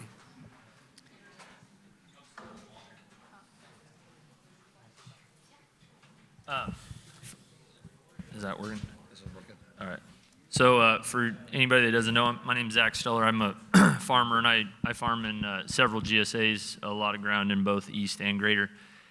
And Sigma's here. Sigma's been here for a long time, okay? And I've been involved in the Sigma process since the beginning. I've been involved. I'm a stakeholder. And the rules change. The rules are not what we want to hear. We all know our groundwater is depleting. We all know that every year we go turn on our pumps, we either lower them, they pump less water than they did the year before. Irregardless of how much surface water we get, that's a whole nother issue. But what we could be here all day. But what I've seen in the last 20 minutes is everybody holds a pitchfork up, okay? I'm a grower. I have nothing else to do. I farm. That's all I know how to do, okay? Sigma is probably the most influential water law written in the United States in history, okay? It's a big deal. Myself, Josh, a lot of people in this room have been very, very involved in it. And progression will prevail. Progressive farmers making deal with cow ground guys, metering, accepting land IQ, accepting the progression of things like land IQ will allow us to prevail. Getting up and walking out of a room because you're pissed off and you don't want to know what's law will not happen. There's been plenty of meetings, thousands of meetings over the last 7 years that I've been attending, a lot of you have been attending, that allow us, we're much more informed than a lot of you. I appreciate Janessa and the people that put this meeting on, but this isn't new. So again, I'm on your side. I'm here, you know, I'm more informed just because I've chosen to, because I have nothing else to, I mean, I have everything to lose. So I guess it's the analogy of maybe 100 years ago when the first water meter came out. The guy that was pulling out of a siphon tube before that probably said, I'm not trusting that damn thing. How's that know how much water I'm getting pulled out? Well, we've all known to accept water meters and the inaccuracies and whatnot.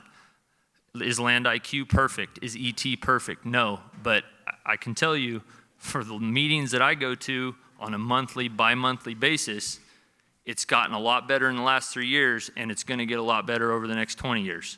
And we're going to accept that because we're involved in it, and you, all of you as growers, need to be very involved in the progression of it to turn it into something that we have to play by the rules. We all have to play by the rules, or like Mike says, it's no BS, we're going to run out of water, okay? So if we have these guidelines that we have to abide by, well, then let's figure it out. And that's what people up here and people in this room and a lot of data has been collected to do that. So, but again, I'm pissed off about it. I don't want to do it. I don't like change. But if I'm going to continue to farm here and I'm going to continue to live here, I'm going to have to deal with it. And the way to deal with it is be progressive. And we can talk about that all for the next, it's going to be our livelihood. But to do things the way that we did it a year ago or 5 years ago or 10 years ago isn't going to cut it. It's not going to be it. We have to think ahead. Thank you, Zach, so much for articulating that. We are going to skip on to the next section. I know there's got to be a lot of more questions out there, but we're already over. If you've got questions, you can submit them to either that CalGap email address, and we can get them in that landowner's guide. You can talk directly to Michael at his office. Again, we're trying to keep this as educational as possible. So we're gonna skip over the billing because the board did not approve any billing costs associated to that. And so we'll send out a note as soon as that happens. But Michael, that next board meeting is December 3rd, is that right? I'd recommend everybody to sit through that. That's gonna be very important for us. All the frustration you guys have in here, those emails and those comments can go towards the board during that meeting. So there is if our website, ekgsa.org, has a board section, and you can click onto that every single month and get when the meetings are. There's a Zoom link for those meetings. We don't have a large facility. We're using the museum upstairs at the Exeter Museum. So if we get more than about 30 people, you'll just be standing outside. So I would Zoom in. December 3rd at 3 p.m. we can send out a link to those, again, who registered online or either for Zoom. We can send out a link to a reminder to get everybody on the interested parties list. So, Zach, since you started off, can you've already introduced yourself, but what are you doing to prepare for SGMA? I walk around with a bulletproof vest on. Like I said, I represent a lot of growers. I've worked for some very large farming companies, and I've been very involved in SGMA since the beginning. And to Mike's point, the laws, not the laws, but how we are dealing with the laws and how the plans are set up have been established by us growers. Our board, East Kaweahs, Greater Kaweahs, Mid Kaweahs is made up of farmers. And it's your guys' decision as growers and landowners of whether you want to be a part of that. To John's point earlier, a lot of you haven't. In the early years of SGMA, no one showed up to a meeting. We had to beg people to be on stakeholder committees, and making policy to represent growers with no growers showing up is a very difficult thing. It's a very difficult thing. And for all of you that don't know, I don't own a lot of land in this. I'm new here. I'm a transplant, but I own my own business that is very, very dependent on farming. I represent a lot of growers, and for people that own land, generational land, I think it's very important that people need to be heavily, heavily involved in how this is unfolding. But yet, very large landowners haven't been, and now, whether you like the postcard or not, it got people here. And maybe the $8 assessment pissed some people off, but it started, people all knew SGMA was there, they just didn't really want to know. And now they know, and it's going to happen. So as a grower, as a manager, one, be involved, go to meetings. And like I stressed, the progression, Josh will talk about that a little bit, but groundwater banking, especially over here on the east side, we're planted wall to wall with mainly permanent crops, and we don't have a lot of ground to set aside.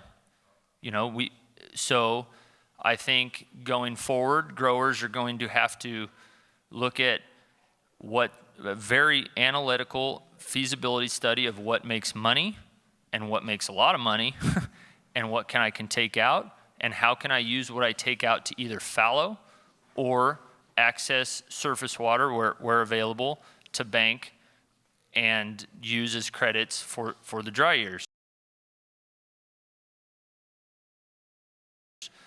Making deals with people that don't want to farm or have ground that isn't farm ground. Thinking outside the box is definitely going to be the future. Not just, I farmed cotton on this ground for the last 50 years and I'm going to farm cotton on it next year. That might change. I grew navels on this 10 acres by my house. I'm going to farm 10 acres next year. That's going to change. And I don't like it, but like I said, if we're going to do it 20 years from now, it has to change. Accepting, like I said, we can go back and forth, but progression.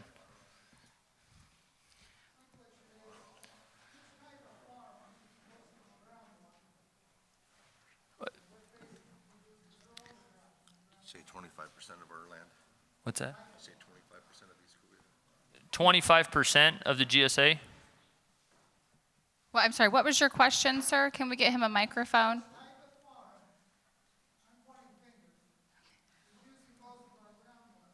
So the question was, what type of crops use the most of our groundwater?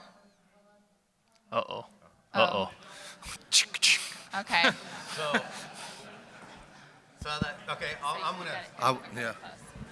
Get us out of that. Yeah. I'm going to go ahead and start. My name's Josh Pitliano. I'm a grower in East Kaweah GSA. A majority of our property is in Lower Tule GSA, and we're in Sigma. We're in it. I'm getting water bills for transitional pumping, and I'm active. We have to think outside the box. And one thing about it is, if you've been doing cover crops in the past, possibly not do that. That's ET. You have to think outside the box. What Joel was talking about with Land IQ is good. And a drop of water is a crop. So when you're talking to your neighbors and you're seeing your Land IQ information, when Mike gets it out to you, I'm using less water than Joe, my neighbor, well, you might have less of a crop. It's a direct relationship. I can tell you that in my almond fields. 3,000 pounds is a whole lot different than 1,500. Also, the farmers that are diversified, you got to think about that in your decision process. A 1-year-old pistachio, I got using 0.61 acre feet of water. My established pistachios are using a lot more. But it's the whole farm number is what it's going to go with, not just per field. So you got to think holistic. You got to bring it all together. I got one little thing about policy. So policy set, it's a lot easier to change the policy before it gets voted on. So get involved, okay? Be part of the decision process. Once it's set, it's a little bit harder, but be part of the process. So everyone on a board of an irrigation district or a GSA, the hammer that scares us, there is a chance that the state could take our water rights, our surface water rights. That's what we all fear, and that's what keeps us awake at night. So the policy that the directors make is to try to keep all of us with our federal and state water rights. So I'm done. Bring it on. So Josh, now that you are getting water bills, I don't want to ask you for a number, but as far as like increased costs are concerned at like a farming level, have you guys figured out those numbers yet? So we're still, like Joel said earlier, I got my Land IQ numbers into September. It's already November 15th, but right now we're looking at about $70 to $80 an acre additional cost because of the glide path that Lower Tule GSA has gave us with transitional pumping.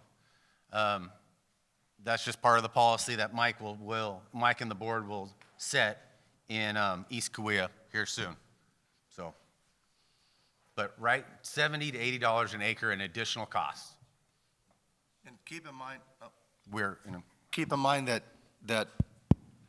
the Eastern Tule GSA had to move much quicker to solve their problem than the East Kaweah, in particular because of the Frank Kern Canal subsidence that landowners around the Frank Kern Canal created.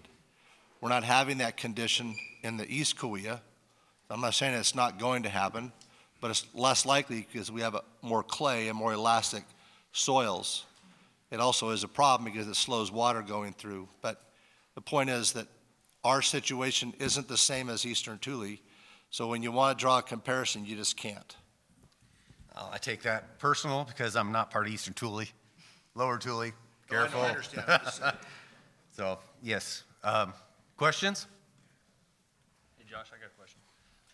In your $70 to $80 now, progression 5 years from now, once transitional pumping's over, given the things that you're applying, what do you forecast that your cost will be? Significantly more. Okay. It's all glide path, guys. We're just trying to get sustainable in 40 years. It's going to be a glide path. And hopefully, when we figure out a new cropping pattern, fallowing programs, and we continue to farm this dirt that we've owned for hundreds of years. So Josh, you mentioned fallowing programs. Are there any active funding programs available now that you guys are utilizing? I think those are in the works still. Okay. Okay. Okay. So you asked, one question was, what is East Kaweah doing with the money? Part of it is we've applied for grants. We've got right now 3 grants that we're involved in. 2 will bring physical water into the basin, into this area, and 1, it's what's called a regional conservation investment strategy, and it's with the Wildlife Conservation Board. And before you throw your pitchfork up here, it's Wildlife Conservation Board, which means it's typically environmental. So the state of California, we know that in the subbasin, we're going to lose about 25,000 acres of farming. We just know that's where we're going to have to end up. Well, the RCIS does, it's just a document. It says, okay, these species right here we want to allow you to mitigate for. So let's say you own a piece of property and you have 120 acres and you say, I want to pull 20 out. I want to convert that to give that habitat space over to a trust, as Sequoia Rivers Trust as an example, and they would manage that. So they would try and reestablish that species. The big concern has always been, okay, well, what if that species wanders onto my land and I disc it? Well, there's protection for that as well. So there are things we're trying to do as a GSA to be progressive, as Joel talked about, or moving forward to get some of these things done so we're not impacted in such a negative way. Yeah, Mike, with that, the first point that you said was a potential for the grants could be to bring in more surface water. Is that going to be for everybody in the basin spread out evenly, including white grounds, or is it only to the districts that convey that water? What it does, it reduces the amount of overdraft. So I admit it is that, a district or 2 that's going to benefit from that in the city. But there's still, it reduces the amount of water that's being overdrafted from the basin. So you'll be using my money from the whitelands to put more water in someone else's irrigation district, and I get no more pumping credits for it. Worse than that, we're using your taxpayer dollars from the state of California to fix a problem in the Linmore Irrigation District, Lewis Creek, and the city of Lindsay.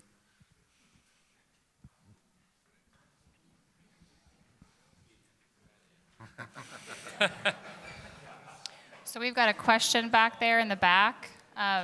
Matt, there's a gentleman back there waving his arms. Oh, and I'm sorry, Chris, whomever your person is, they can speak. Katrina. Oops. Oh. You want me to? Hey, Vika, hers is off.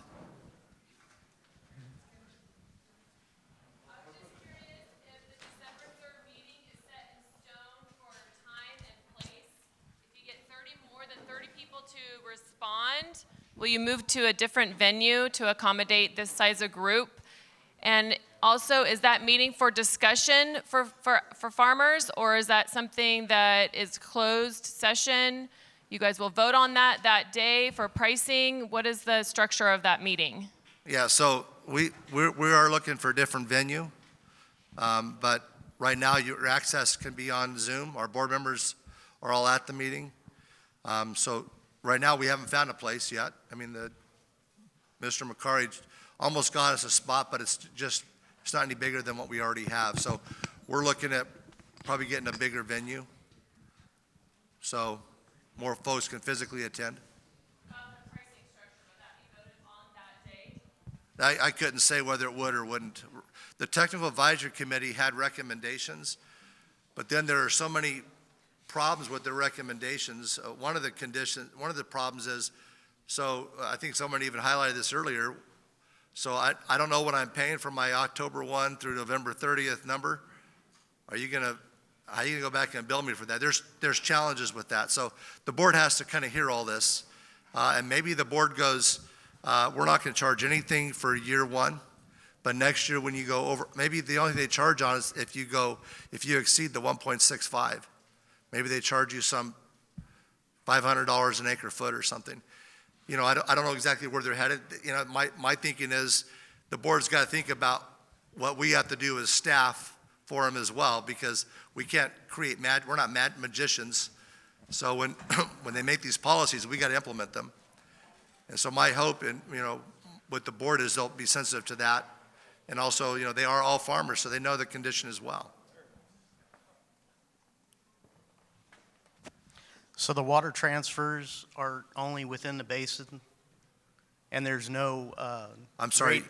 Are the I'm not hearing that. water transfers that can be done within the basin? Correct. There's no mileage restrictions or anything like greater? No, it can be done in the East Kaweah, not the basin. Can we bring water into East Kaweah from greater? No. Exacerbates our problem. I just want to keep it simple. Again, we got 340,000 acre feet. You want to use it up in 2 years or 5?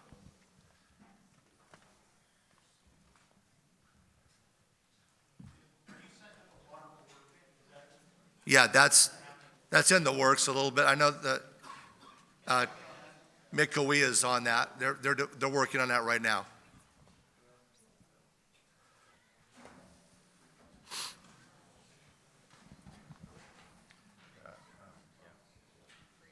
So something came to my mind. I was wanting the Land IQ. If you guys metered your pumps and you looked at Land IQ is going to be lower. It's because of what Joel said. It's the facts. Your water efficiency, either flooding or you cannot be 100%. But the Land IQ is reading what the crop is using. So if it's, how do I say this? If you're scared because you're pumping 3 acre feet, you got to be a little bit less scared because it's not 3 acre feet. You will not be charged for that. Well, I have a question about the Land IQ. I figured we were going to start at noon, and so I guess I was a little late.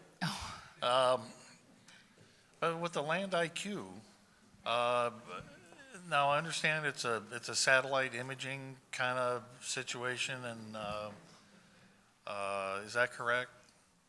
Yeah, it's satellite, and then they ground truth it with ground data, so they'll know what your wind speed and your temperatures, all those kinds of things, and they apply it to those principles. I'm not a scientist, but well, I know on one of my properties, I have a sensor that measures transpiration or in my field, and things I look at it and what it's telling me, but it invariably is telling me I need to put more water, and I think if anything I'm putting too much. And and then the other question I have is about importing water from outside. Would that be a way to alleviate to satisfy our water requirements? So to solve our problem, we have to farm with less water. Yeah. Or we have to bring in more surface supply. Well, I mean, So if I were to import operationally water, speaking, the districts that have surface supply and the water companies, they're doing what they can to increase their opportunity for surface supply delivery on wet periods. So that ultimately would reduce the amount of overdraft. So right now in the plan difference that we have to make up is about 15,000, 16,000 acre feet that is not made up through projects. So that's management actions that will occur. And one of those management actions is an allocation. But right now we're allocating more than we would typically take. So I mean, that's not going to slow it down.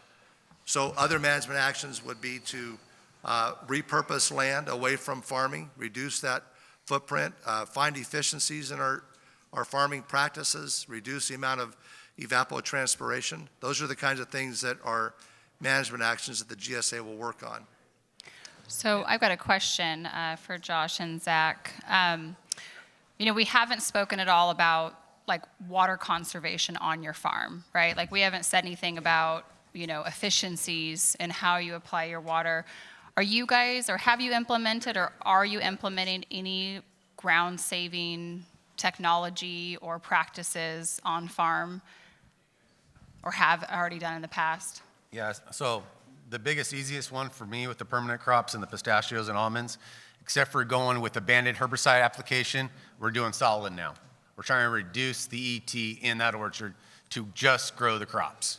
And there's one example. Zach? I let it rip.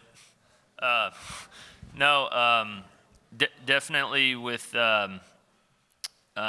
citrus, you know, and I know we've all seen this with the drought.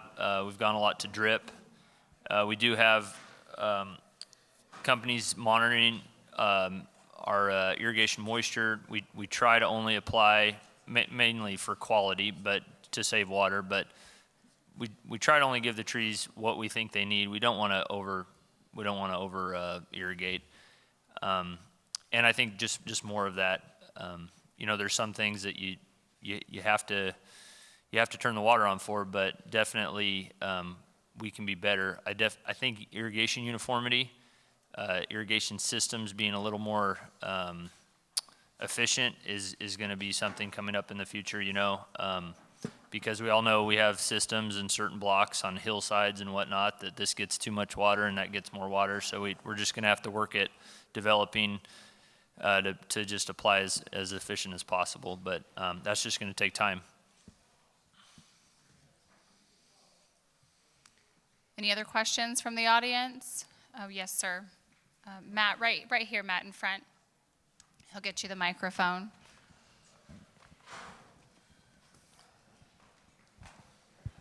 You know, that letter was, we get to pump 1.68 acre feet per acre, right? 1.65. Okay, whatever. And I'm gonna put it, it's not pumped, like that's consumed. So it's actually what the ET data is saying that your orchard consumes. So you can pump more than 1.65, but as long as the ET data from Land IQ says that you're within 1.65, that's the difference. And correct me if I'm wrong, Michael, but there is a difference between applied water and consumed water. Okay. Land IQ is going to monitor what you're consuming, and that's what you will be billed on. Okay, well, thank you very much. I just wondered, because if we're allowed, we're consuming, right? So we'll be able to pump maybe 3 acre feet to consume 1.68 or whatever, 5, whatever, right? That could be a situation, not likely on the east side because your clay soils over here. As you go west, Mid-Kaweah is talking about a 2.5 foot per acre pumping limit. But they have a like 20%, 25% return flow from their practices because you're irrigating on sandier soil, so that water goes right back in the ground. Our soil is tighter. The soil is gonna stay at the feet of your crop a lot longer than it would in those areas. Yeah, but but it takes a certain amount of water to raise a crop like pistachios. It takes a certain amount of water, and if you're just trying to get by with 1.65, like you said. Yeah, it's going to be difficult on pistachios. Yeah, so, yeah, well, even walnuts or whatever. But what I'm saying is that means you're gonna have to foul some of your ground. If you're farming, you gotta foul some so you can have enough water to grow a crop. Right? Yeah, I mean, eventually, that's where you're gonna have to aim. Yeah. We gotta remove 25,000, we gotta remove 120,000 acre foot of overdraft from this basin. Let's just put it that way. So Michael, a question online. How does frost water get measured through Land IQ? Will frost water be part of consumed? So Land IQ is not going to see water applied during frost because you're not evaporating, your tree's not doing any work.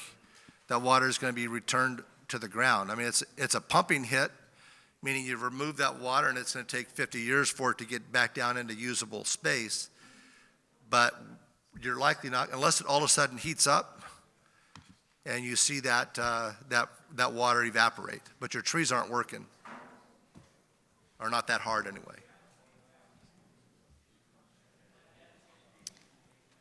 Any other, sorry, there's a gentleman over here. Yeah, I have a question. If you have a sinking basin and you sink water, what's the % leave behind on that? And also, does it leave your account? I mean, after 5 years, you lose it, or does it stay in your account forever, like Lower Tules? So there's some challenges around that. Right now, there is no limit on the molecule life, and there is no leave behind. And just to clarify, this is sinking basin with surface water? Yeah, surface Okay, water. just to Yeah, clarify. sorry, yeah, good point. You can't use your groundwater, pump groundwater up and.